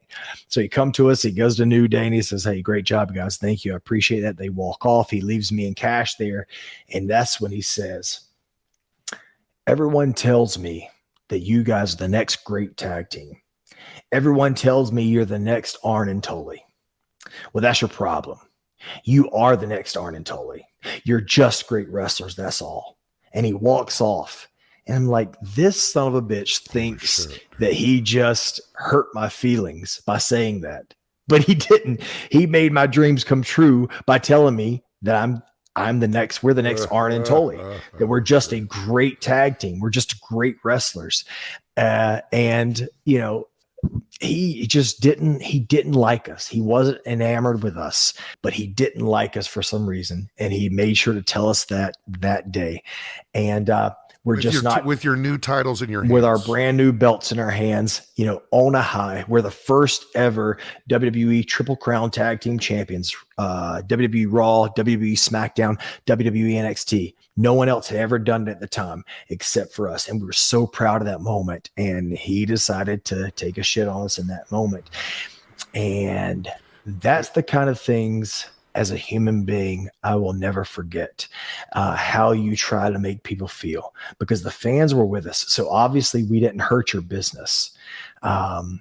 We went out there, put our life on the line for you, for your company, and coming back to the back with as much endorphins running through our body, and you decide to say that to us. That's one of the things I can't ever forget. And we talk about what I'm going to do in the future. And now that I think about that, and with him back at the helm, makes things a little questionable for me. What a dick. What a fucking dick Vince is. We've all known this, But this is a very good shining example. You know, everybody likes to kiss Vince's ass and talk about the hugs he gives people and, oh, he told me he was proud of me and all this fucking shit, you know. But I think it needs to be noted that Vince is a fucking asshole a lot of times as well. He's a hard man to please. He likes what he likes, and he doesn't like what he doesn't like. One thing he doesn't like is good old Southern style wrestling. He likes the sports entertainment. We all know this. And despite FTR being as good as any tag team could ever get, in my opinion, the best tag team on the planet right now, and probably was at that time too. But that's not good enough for Vince. Vince doesn't want the best tag team in the world. He doesn't give a shit what you can do inside the ring. Oh, you're the second coming of Arn and Tully? That doesn't do shit for me. Fuck those guys and fuck you guys. I want a sports entertainer. I want you with a clock around your neck and you with a fucking beanie hat on. Do it. Let's go. Let's get the gimmicks going. Let's get some characters. Let's get some personalities. And look, Vince built a whole fucking multi-billion-dollar company off of characters. You know, so I'm not saying that this is a wrong way to do it. You know, Vince understands that people want personalities that they enjoy watching on TV. They want to be entertained. And Vince feels because he's not entertained by a good match, a good fucking in-ring match. And, you know, this is something I think Bruce Pritchard has been asked before. Does Vince even like wrestling? And Bruce will be like, oh, yeah, Vince loves a good wrestling match. Fuck that. Vince doesn't give a shit about a good wrestling match. Vince cares about characters. And, you know, look, FTR they are fairly personality-less, you know what I mean? But their gimmick is that they are the best tag team wrestlers on the planet, and that's a gimmick enough for me. They've got, you know, personality enough for me. They're good old boys, tough guys, you know what I mean? That fucking promo where fight like an 8-year-old girl, you know what I mean? Like, they got it. They have everything that they need. They don't need fucking, you know, they don't need to go out and do cartwheels and fucking wear bright colors and they don't need all that shit. So when Dax talks about, I'll tell you one thing, we're not going to be disrespected by anybody. People speculated, is that AEW? Is that the Young Bucks? No. I think it's been made perfectly fucking clear here. And Dax even said that, you know, in light of the current situation with Vince coming back, that definitely does kind of, you know, make them look at their situation of free agency a little differently. The money's in WWE. That's where the money is. But Dax said on this episode that they were given up to $750,000 they were offered from WWE. Of course, they would have been cut, you know. Wasn't the Good Brothers were offered that kind of money too? You know, those in the period where WWE was handing out insane, ridiculous contracts because Tony Khan was coming around. And then once AEW was up and running for like a year, WWE just decided, fuck all these contracts. We're just going to cut all of these guys, every last one of them. Fuck them. So I think FTR probably would have been let go anyway. They wouldn't have even got that fucking money. But they were offered a very hefty paycheck to stay in WWE, and they walked away from it. So even though the biggest paycheck is in WWE, and that doesn't mean that Tony Khan can't cut a pretty fat check himself. I think we all know that, right? Chris Jericho, my boss has more money than your boss. Tony Khan's not offering peanuts, I'll tell you that much. But you know, if they're sitting back and they're looking at it, do we want to go back and end our career after all of this shit that we've done? And look, they've been kind of buried in AEW to a certain extent, and there's probably politics there with the Young Bucks. And Dax has been very PG about this and very, you know, he's being very respectful, and he's not dishing any dirt on the Young Bucks at all. Though I think we can all kind of clearly see that there's something going on there. Despite that, look at their fucking career this year. New Japan, Mexico, fucking Ring of Honor. These guys have been out there tearing it up. And they're not going to be able to do that shit in WWE. They're not going to have that free reign. And it's ultimately going to depend on, the paycheck and how they're going to be treated. But I think Dax has made it pretty clear that, look at the disrespect to that Vince. Like, you guys are just wrestlers. I don't give a shit about you guys. Whatever they end up getting signed to WWE for, you think they're going to get pushed as one of the best tag teams in the world, if not the best? No. You think they're going to fucking it was little things even he was talking about on this podcast, like when they were working with Randy, they had this spot set up where, the three, Randy and the Revival, were all going to kind of overwhelm Kofi Kingston, and work the numbers game. And Randy was very adamant that they were all seen as a faction. And Vince was like, no, we want Kofi to bump the FTR because they're a couple jobbers. And then Randy can come in and beat the shit out of Kofi. That's what I want. And Randy stubbornly pushed back against this, and Vince even more stubbornly refused. Fuck that. He just doesn't see it in FTR. So if he's coming back, and though he's not the head of creative, and Triple H is, Vince, Nick Khan made it very clear in his recent interview with Bill Simmons that we covered earlier on the show in a different clip.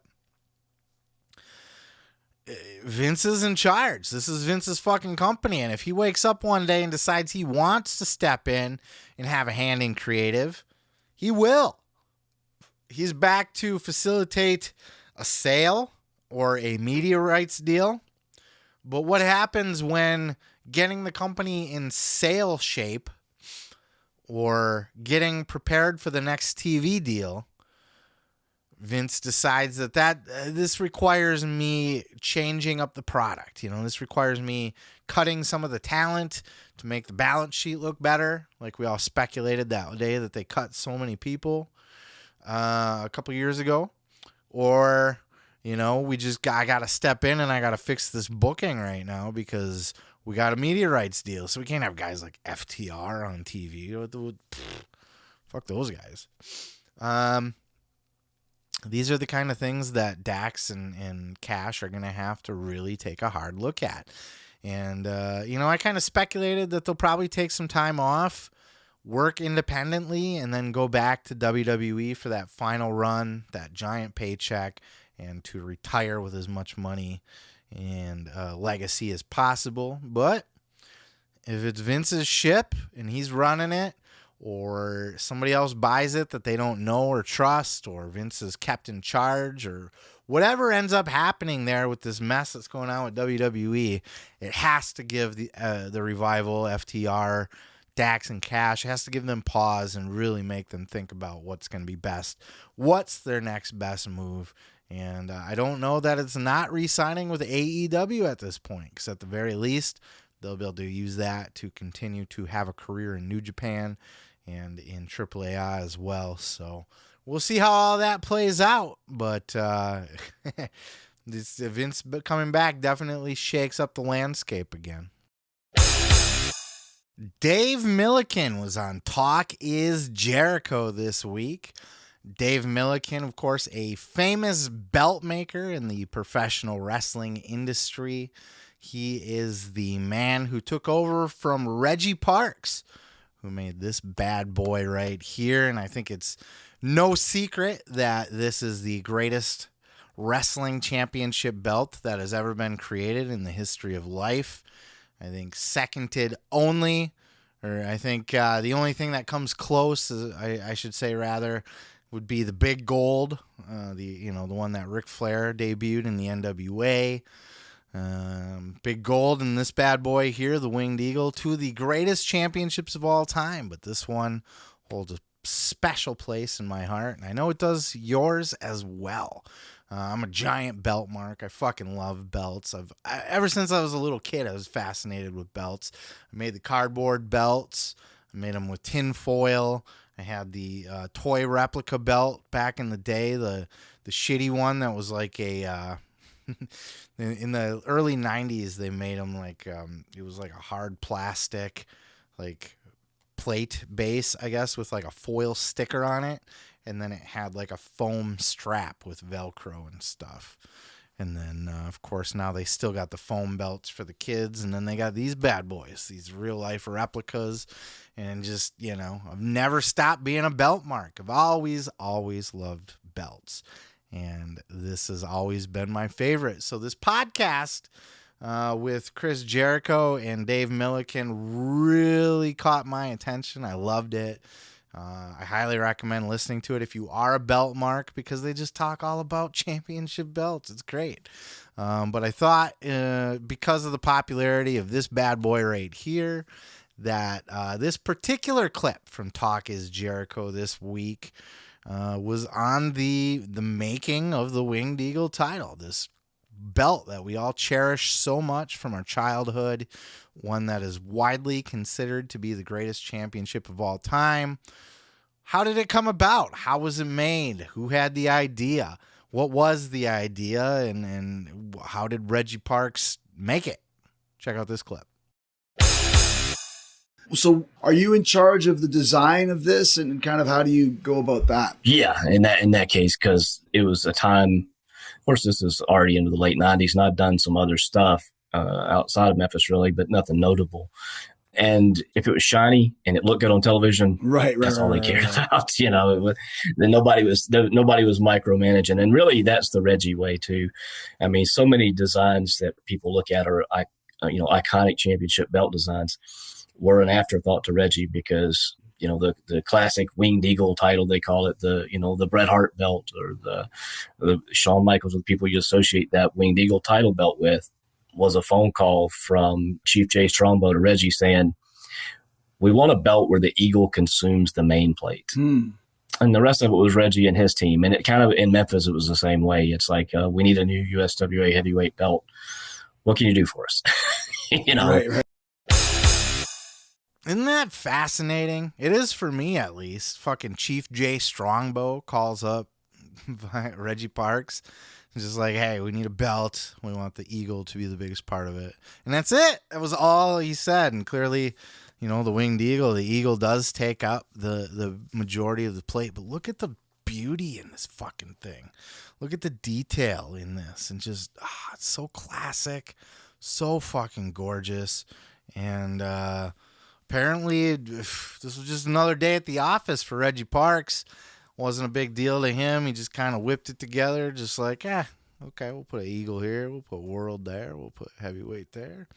And I also found it fascinating that Reggie still owns, actually, you know what? I don't even know if Reggie's still alive. He's not in the business anymore, that's for sure. He's kind of, Dave Milliken was like his hand-picked successor to this, and kind of, mentored him coming up in the belt making process.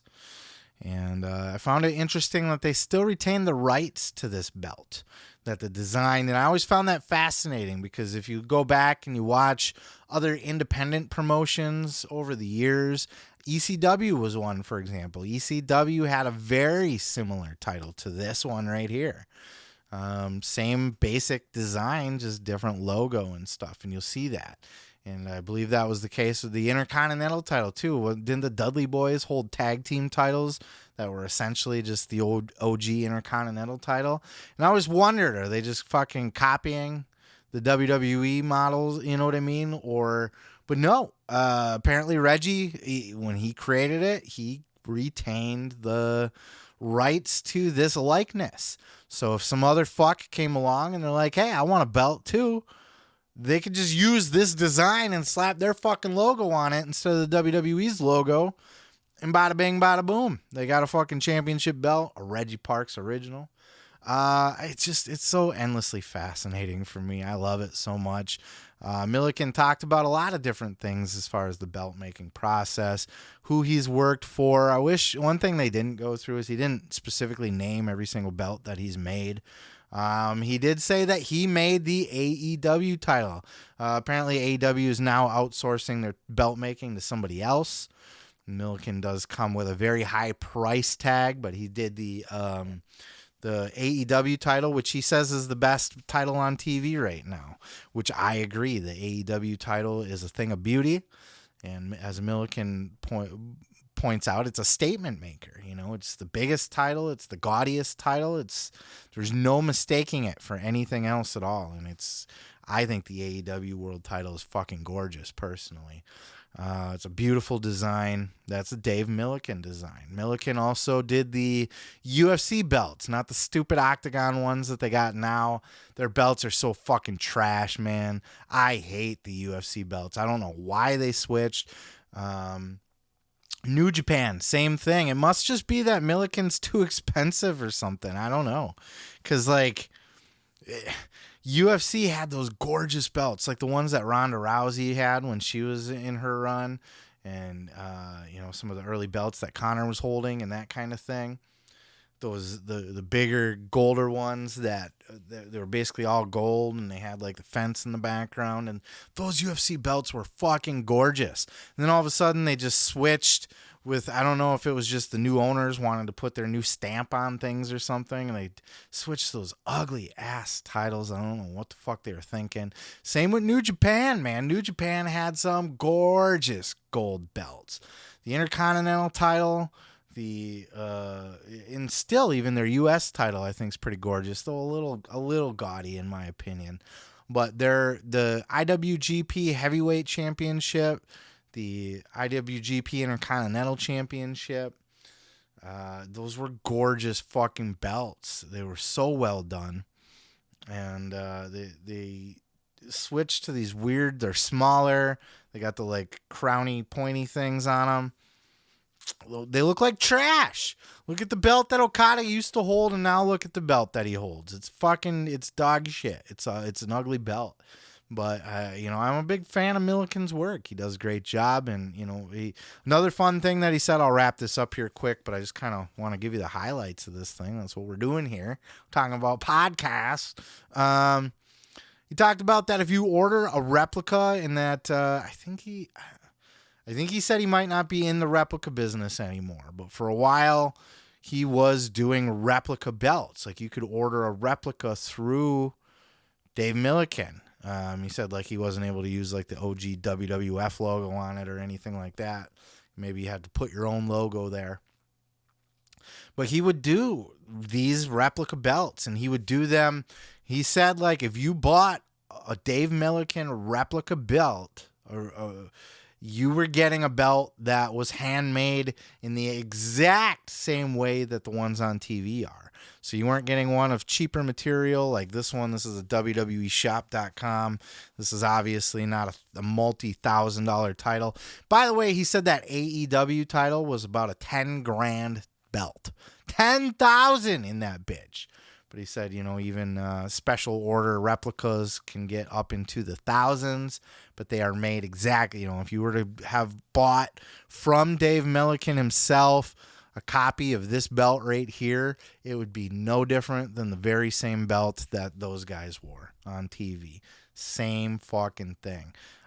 Just if you're a belt mark, go listen to this if you missed it. I can't recommend it enough. Now, if you don't care about belts, there's nothing of value to you here at all. This is just some very in-the-weeds, nerdy talk about championship belts. And if you're a belt mark like me, you're going to fucking love it.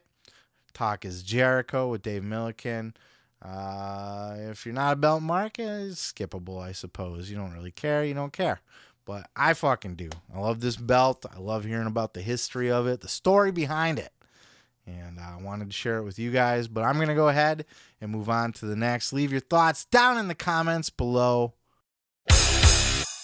Well, everybody and their mom was talking about the WWE last week with the whole big Saudi sale situation. And amongst those people talking about the WWE was none other than Joe Rogan himself. The world's biggest podcast was talking all about the WWE, spreading tons of misinformation about the WWE Saudi sale. Rogan had comedian Shane Gillis on the show, who is apparently a wrestling fan, by the way he's talking, or at least a casual wrestling fan in the sense that, your typical jock bro is a peripheral wrestling fan. Maybe doesn't watch it week to week, but he'll catch like the Royal Rumble or WrestleMania, those kind of guys, you know what I mean, that watched it as a kid. And they were all just having a good laugh about WWE and all the different shit. Here's the guys, Joe Rogan, Shane Gillis, and some other fuck, I don't know, talking about the WWE on the Joe Rogan Experience. What do you think about the Saudis buying the WWE? The rumor, the unsubstantiated rumor that the Saudis are. You met buying Lemaire. the WWE. He's an autistic man. He loves WWE, and he's not happy about it. Yeah, he was very mad last He's night. upset in the about green room. What all him and Tony would do was talk about it last night Tony in the green likes room. wrestling. They Dude, they're were gonna- very upset. Are they going to let like the wrestlers hit women and shit? Well, that's the thing. They're saying they might not. Their conspiracy is no women. They're going to be able to bulldog all of them. You ever go to one of those? A wrestling? No, Tony's been trying to get me to go to It's so WrestleMania fucking fun, dude. forever. It's so fun. Forever, but now that the Saudis bought it, allegedly. Is that real? What's the? Still not real. Damn. Did we Snopes that yesterday? They were still investigating it. It's going to be cool. If the Saudis get it, there's a chance it gets better. Who owns it? Does Vince McMahon still own it now, or is he focused Well, on they kicked him out because he got busted with a bunch of floozies. Yeah, What? Paying a bunch of ladies with Who would've- company cash. Who would have thought all or that money went to that? Got to keep people. Look, if you look like that and you're 7 years old and you're the head of the WWE, you're slinging dick. Yeah, What do you want him to do? What do you want him to do? I'd be more disappointed if he wasn't slinging dick. If It's he was a Vince McMahon. faithful married man, He's a gigantic barbarian man who's like 79 Yeah, years he's old and awesome. works out with a chain around his neck. You ever see how jacked he is?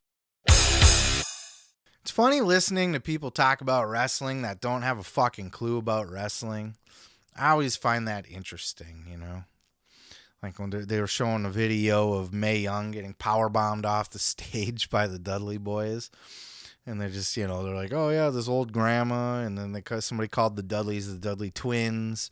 And just little shit like that. Or recklessly speculating about the Saudi sale. Well, I heard it sold to the Saudis. So, obviously not the case. But that's what happens when everybody runs with that news. It starts to trend, gets popular. And then, you know, mainstream people pick up on it. And they report it as fact or rumor.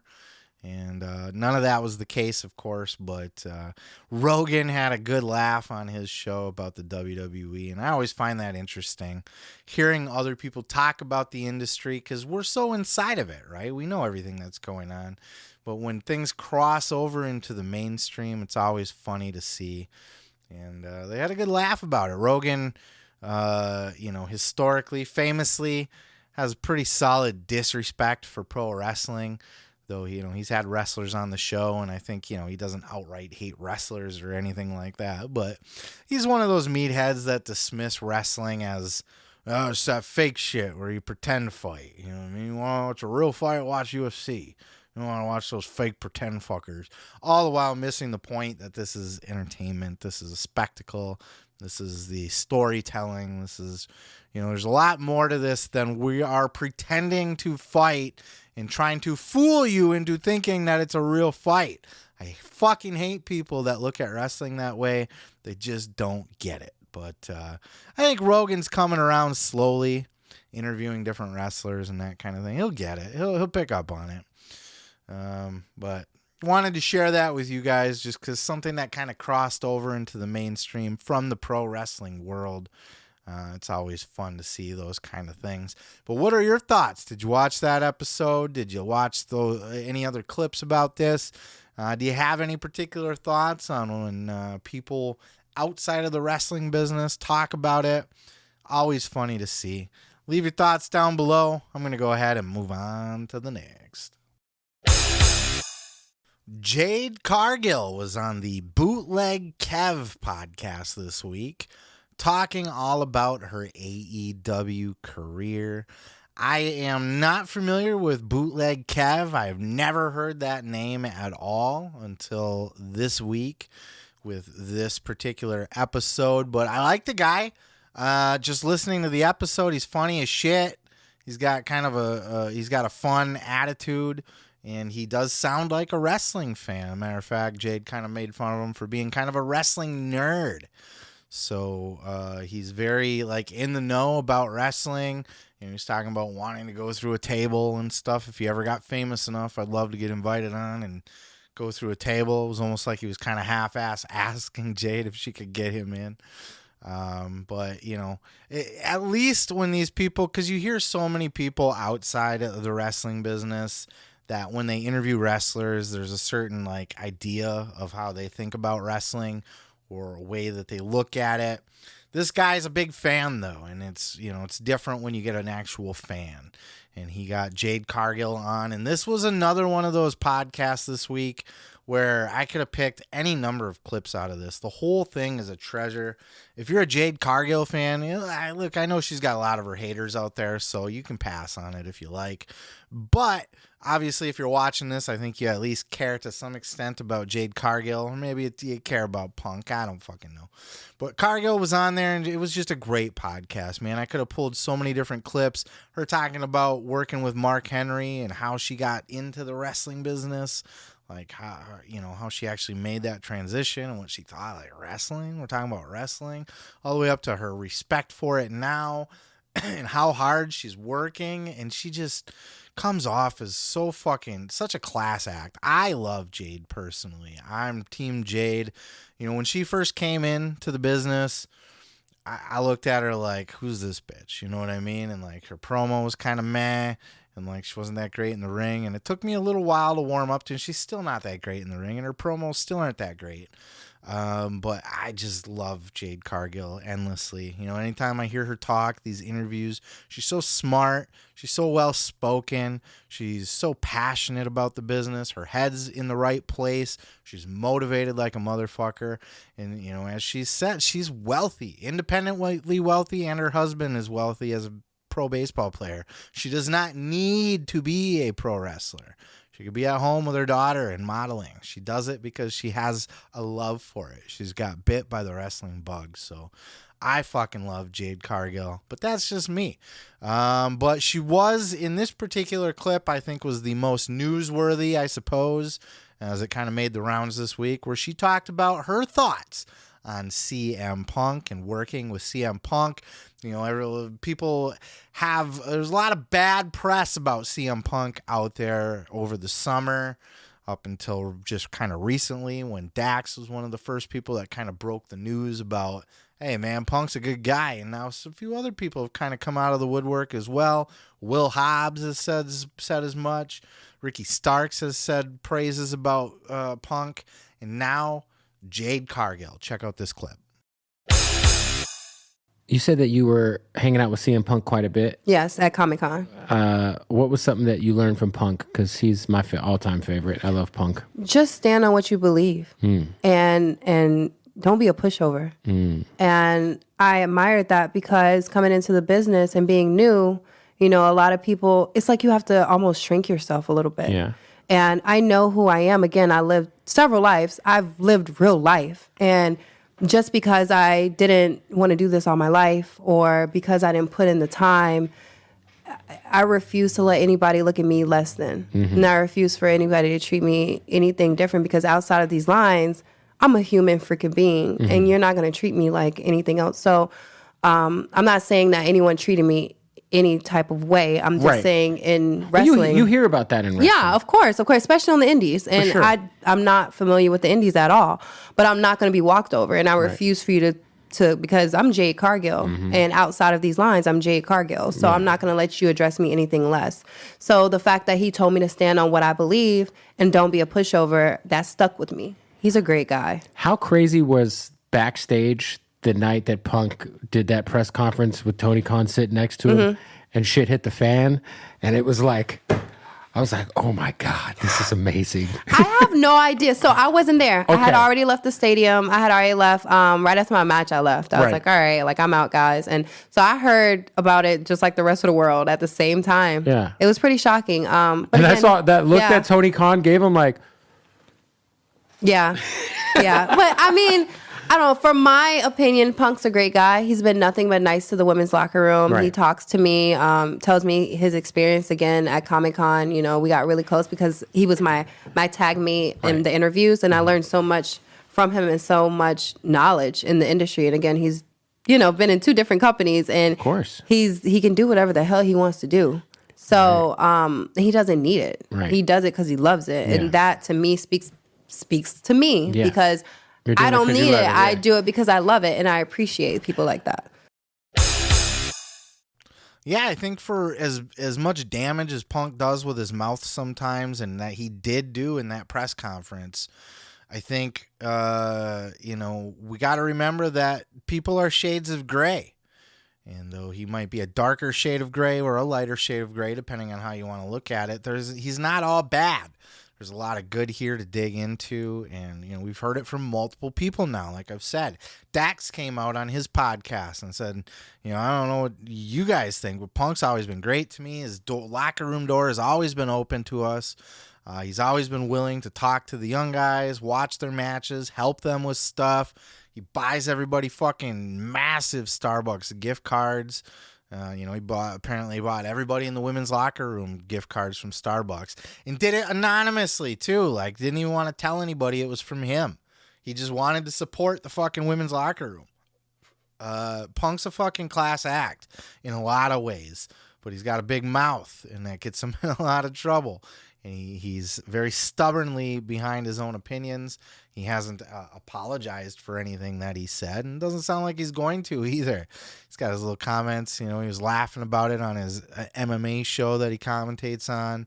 And then he had that tweet where MJF's holding up the 2 plaques from the Observer, and one of them had featured Punk, I guess maybe a wrestling match of the year of some kind, or who knows what it was. I didn't look that deep into it, but he put a piece of tape over Punk's name, and Punk had commented, maybe you can find a piece of tape to put over the ratings so people don't see those either. Oh boy, classic Punk. So yeah, he's not budging. He's the same old as usual, but it's kind of gotten everybody talking. I know Dave LaGreca had addressed this on his show this week as well. Kind of speculating on, is Punk coming back? Should Punk come back? Of course, Punk has been posting pictures of him training again too, as the healing process is getting better. He's back in the gym now. Certainly gearing up for something, right? If not just to be in shape, I guess you could say that, but gearing up for a return, I would imagine. He's got this love for wrestling, and that's not going to go away. So I guess the bigger conversation here is, is there room for Punk to come back? Should Punk come back? We've heard both sides now. We've heard the damage that he's caused by, in his own words on the press scrum there. But then, we've also heard, the locker room doesn't want him back, and that Jericho's an outspoken guy against Punk coming back. Obviously, the Young Bucks and Kenny Omega are outspoken about it. Probably Hangman. But LaGreca was speculating on his podcast, Busted Open this week, about, was Hangman Page's promo. He was backstage and being interviewed by Renee. He was talking about Mox, and then he was just like, hey, let me ask you about, never mind, it's not important. And he's talking about having to kind of right some wrongs. And so I think that might be leading to mending fences with the Elite, probably. But it very well could be in reference to a possible Punk coming back.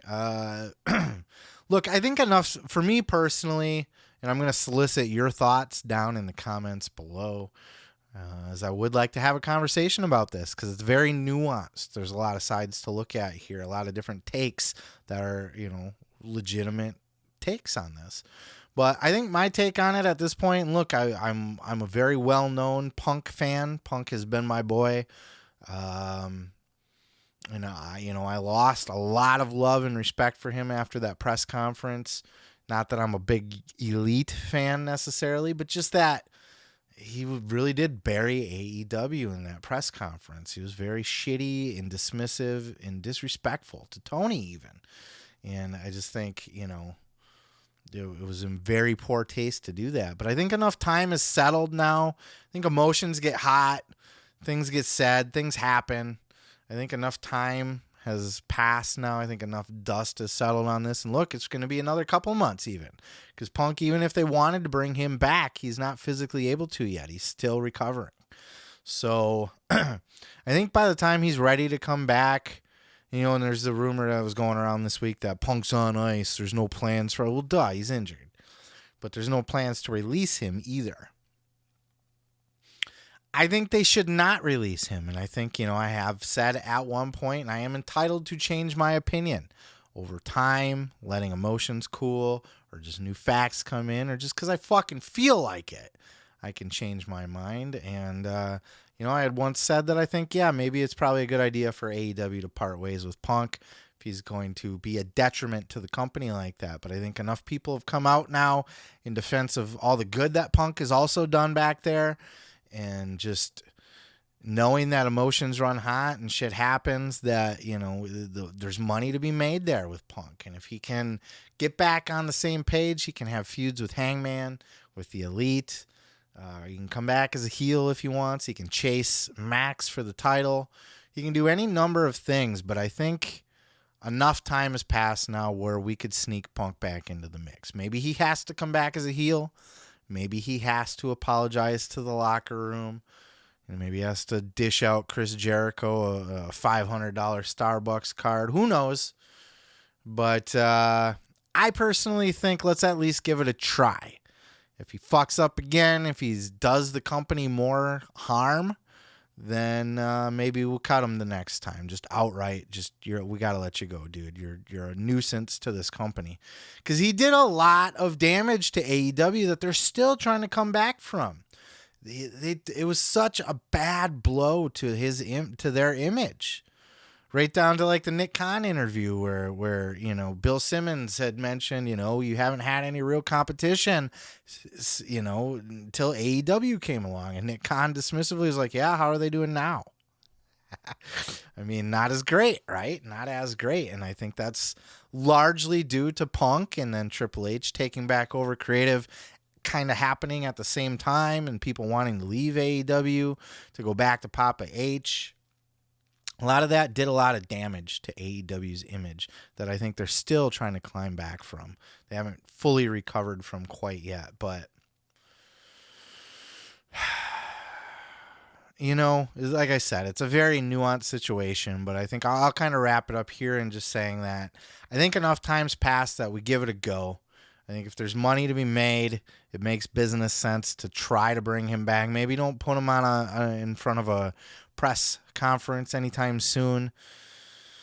And maybe those fences can never be mended, and he's just always going to think he's right and always going to be an egomaniac and always, belittle everybody else, bury AEW next chance he gets. He's still doing it. Maybe you could put a piece of tape over the ratings so people don't see those. He's not helping AEW, and I think that's why, there's a very strong argument to keep him out of AEW because of shit like that. He doesn't respect it. He's not there to put them over, but, you hear from all these guys that he's doing a lot to help these guys backstage. He has a love for the business, and certainly he's a needle mover. I don't give a fuck what anybody says. He's a ratings draw. He's a pay-per-view draw. He's a merch seller. So let's give it another try and dip our toe in and go from there. But that's just my thoughts. I don't know. What are your thoughts on this whole thing? Do you want to see Punk back? Is it time? Has there been enough time that have passed to kind of let things cool off? And do you think, all these other people coming out, your Will Hobbs, your Ricky Starks, your Dax Harwoods, Jade Cargill now coming out and defending Punk?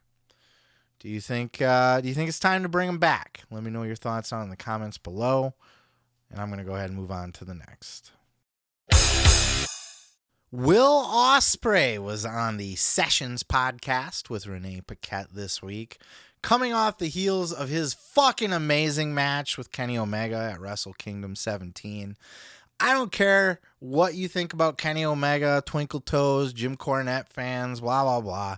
And look, he hasn't set the world on fire in the U.S. I'll give you that. He hasn't had, he's not my favorite. I don't hate Kenny Omega. I don't think he sucks. But he has not, been the New Japan Kenny Omega necessarily in the United States. But over in New Japan, god damn, him and Will Ospreay had a match of a lifetime there. One of the damnedest matches I've seen in a long, long, long, long time. It was brutal. It was bloody. It was physical. It was dangerous. It made me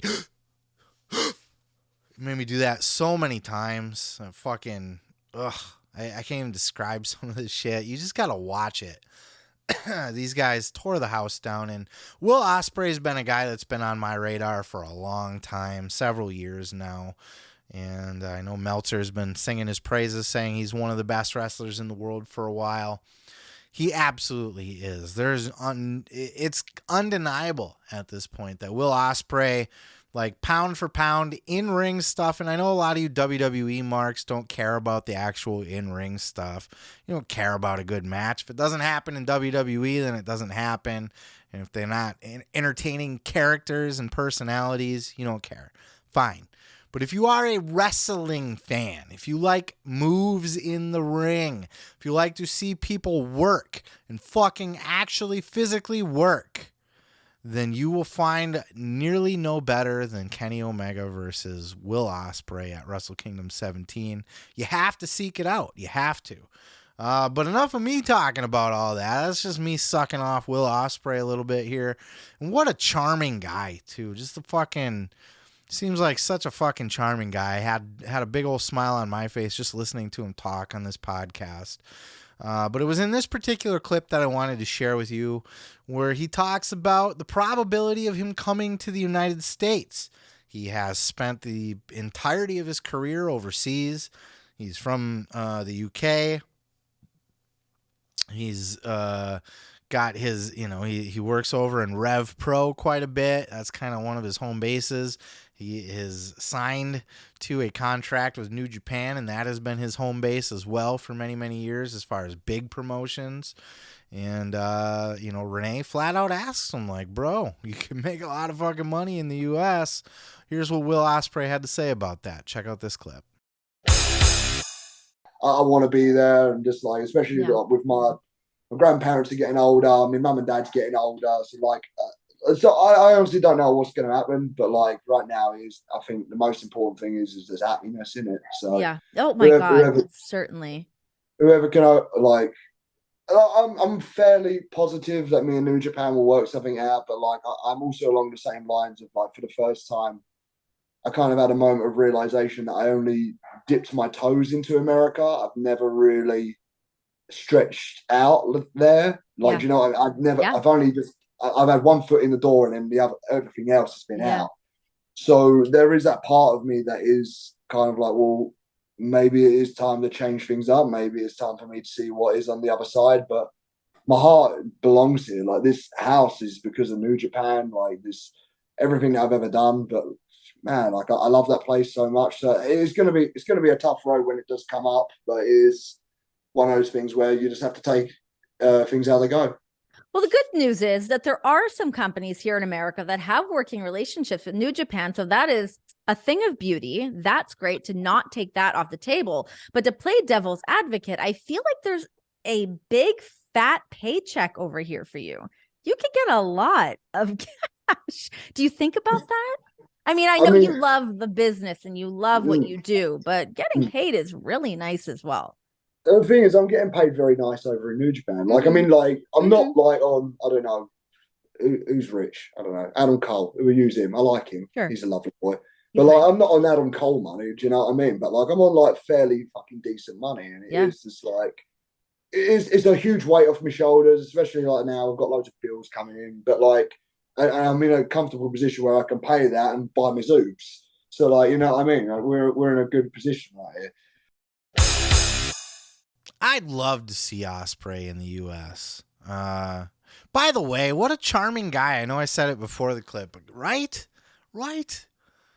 Such a fucking, and he's funny in his accent. I love those he's got a very like Cockney accent, very British. That Cockney English it's a whole different fucking language. There's a funny joke in a movie called Euro Trip where there's a guy, they're on a bus and they're going to, with the Manchester United fans, and they were on a bus and they're all crazy, like smashing bottles over their heads and stuff. And one of those guys like talking to this guy, and he just turns and he's like, I have no idea what you just said. Like, they speak English, but it's a very different type of English, you know? It's fun. I love it. I love it so much. He talks about, get to buy me zoobs. He's wearing Zubaz pants. I don't know, man. It's great. It was fun to listen to. But the bigger story here, right, besides just how charming Will Ospreay is in personality and his particular accent, but the prospect of him coming to the United States. Certainly, I think. You're talking about, I don't make Adam Cole money. He's a nice lad.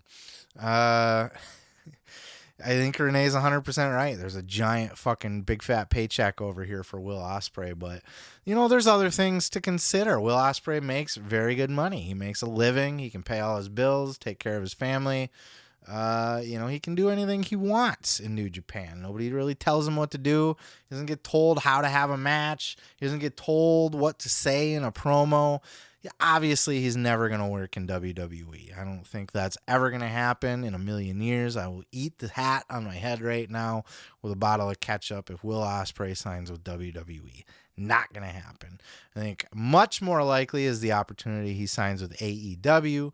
That leaves the door open for him to still go out there and work the indies, still show up in New Japan, get that big fat paycheck, get the exposure in the United States, and wrestling the United States style. Because he even said in his interview with Renee, as good of a wrestler as he is, he's not a great promo. And he's not good with like the cameras, you got to work the camera and look at this. He's like, I don't give a fuck about the cameras. I just like to wrestle. And for those things being said, I think New Japan might just be the best place for him. Not only that, but he was the guy that replaced Kenny Omega as the gaijin that was there to kind of be the top guy in New Japan. They always look towards their top gaijin talent, foreigner talent that besides the New Japan natives. They invest in a lot of foreign talent over there. And when Kenny stepped down, Will Ospreay got bumped up to his top spot. And I think they're definitely grooming him to be the guy that's going to be leading their company for the next several years. Okada, as great as he is, I think Okada's maybe a pinch past his prime now. Not that he's slowing down or that he sucks, or I'm not trying to say that. I just think we've seen so many, Okada's starting to become the John Cena or Roman Reigns, where it's just Okada wins, LOL. Not that I don't think people are sick of Okada or that he's overstayed his welcome. I just think that it's becoming pretty routine that Wrestle Kingdom ends with Okada winning the belt again or retaining the belt, or Okada has been the main event man over there for the majority of time. Last several years. So I think it's time to kind of slide somebody new into that picture, perhaps a little bit. There's rumors that Jay White might be looking for his way out now at this point, looking to move on to probably come over to the U.S. So it's prime for Will Ospreay to slide into that spot. Not only that, but his priorities. I like to be home with my family. I don't like to be traveling all the time. I don't want to be far away. I don't want anybody telling me what to do. I don't want to deal with any of that shit. I just want to wrestle, make enough money to live, and just have that fucking beautiful quality of life. And that's what Will Ospreay has over in New Japan. And, as he said, I'm sure me and New Japan will work something out. I don't think he's looking for the top dollar. He's made it clear, like, money's not important to me. I just need enough. I don't need all of it. And that, some of the things he might sacrifice by coming to the U.S.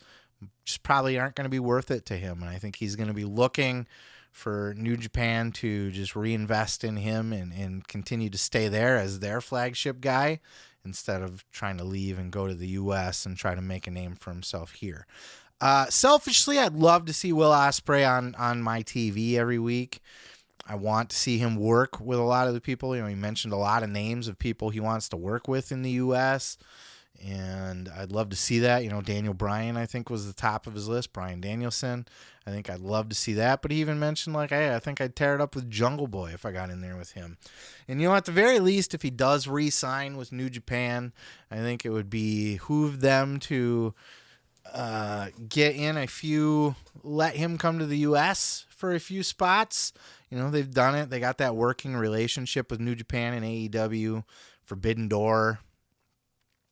Let's see some of this shit. Let's get Will Ospreay against Bryan Danielson. I'd love to fucking see that. Let's get Will Ospreay against Jungle Boy. We've had Will Ospreay in AEW a little bit. Let's bring him back in. Let's get him more exposure and maybe keep him in New Japan. Whatever it is, that's just my selfish opinion.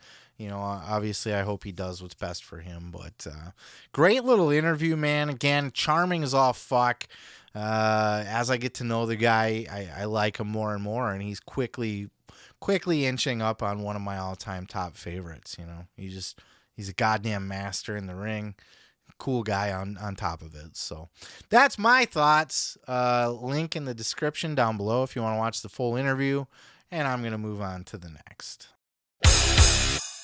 That's it. Holy shit. I've been talking for almost 2 hours here as I look at my record screen here, and that's not even counting all the clips that I'm going to put into this bitch. This is going to be a long episode, and I apologize if this was too long for you. I don't intend to make them all this way, but certainly I wanted to take the time, and I did. I put a lot of extra time in producing that segment for Jay Briscoe. You know, I took the time to do the individual screens. I don't know if you even notice. And if you're listening on the podcast, you certainly don't notice. But if you're watching on YouTube, you know, anytime I played a clip from, say, Busted Open or something, it would have the Busted Open podcast. Like, I took the extra time. You know, I put all those tweet graphics up. You know, I cut all those out. It doesn't sound like a lot, but it is, you know, there's quite a bit of production that goes into just the graphical design of this show. And then clipping out all the separate clips and editing those to be, you know, the meat and potatoes of what I want to share with you guys. And a lot of extra work went into this one, and I did it proudly because I really wanted to honor Jay. I didn't want to just pass over, you know, and just talk about it and kind of just get the bump for, you know, I made my obligatory reference to Jay Briscoe, and then we can move on to other stuff. I really wanted to do it justice, and I hope that clip kind of stands on its own as, you know, hopefully it does a little bit of success. And I'm apologize, you know, like I said, if it took too long to get through this one, and I'll quit yakking here. But I also wanted to bring you all the other stuff. This was a big news week in wrestling, or a lot of shit, you know, the Nick Khan stuff, Jade and Punk, and I wanted to do it all kind of justice and tackle it all. So this one's long. It might not all be. And you know, fuck, there's going to be weeks where maybe I only get a half hour out of it because it's a slow news week. So I appreciate all of you for being along for the ride with me, those of you that are listening to the end. And I'll kind of leave it there. I won't go through all the big plugs. Just give me a quick like, follow, and subscribe on Facebook, Twitter, or TikTok if you're on any of those, at Seth Grimes Media. And hit the subscribe button if you're watching on YouTube. And if you're listening to the podcast, go over to YouTube and hit the subscribe there. I do post bonus stuff like my initial reaction to Jay's passing, and all of that are on there. But that's it. I'll let you guys go. It's been long. Peace, love, and pizza. I am your boy, Seth Grimes, and this has been the Pro Wrestling Podcast.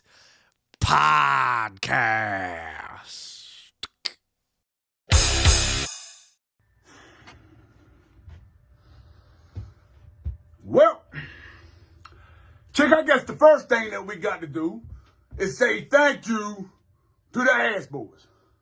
Y'all read our Christmas card on national television last night. I didn't think it was going to happen. I ain't either. I couldn't believe it. And they even showed us gifts in the stocking. They even said our names on national TV. On national television. Ain't that some... Daggone. Hey, but hey, let's cut the bullshit, all right? The match has been made. Briscoes versus FTR Part 3. Part 3, baby. No dog collar match. You understand the implications of that? Not only are we going to have a chain connecting us with a collar around the neck, but it also means that anything goes. You're not going to hear no ding, ding, ding. You winner by way of DQ. That's not going to happen. We're going to have collars. We're going to have chains. We're going to be connected. It's going to be crazy as shit. All right, FTR, I'm going to tell y'all right now, I'm going to be real with y'all. We don't never do this. We don't never say shit like this, but we're going to say it right now. Y'all is the toughest tag team we've ever been in the ring with, all right? The last two matches was two of the toughest fights of our lives. However,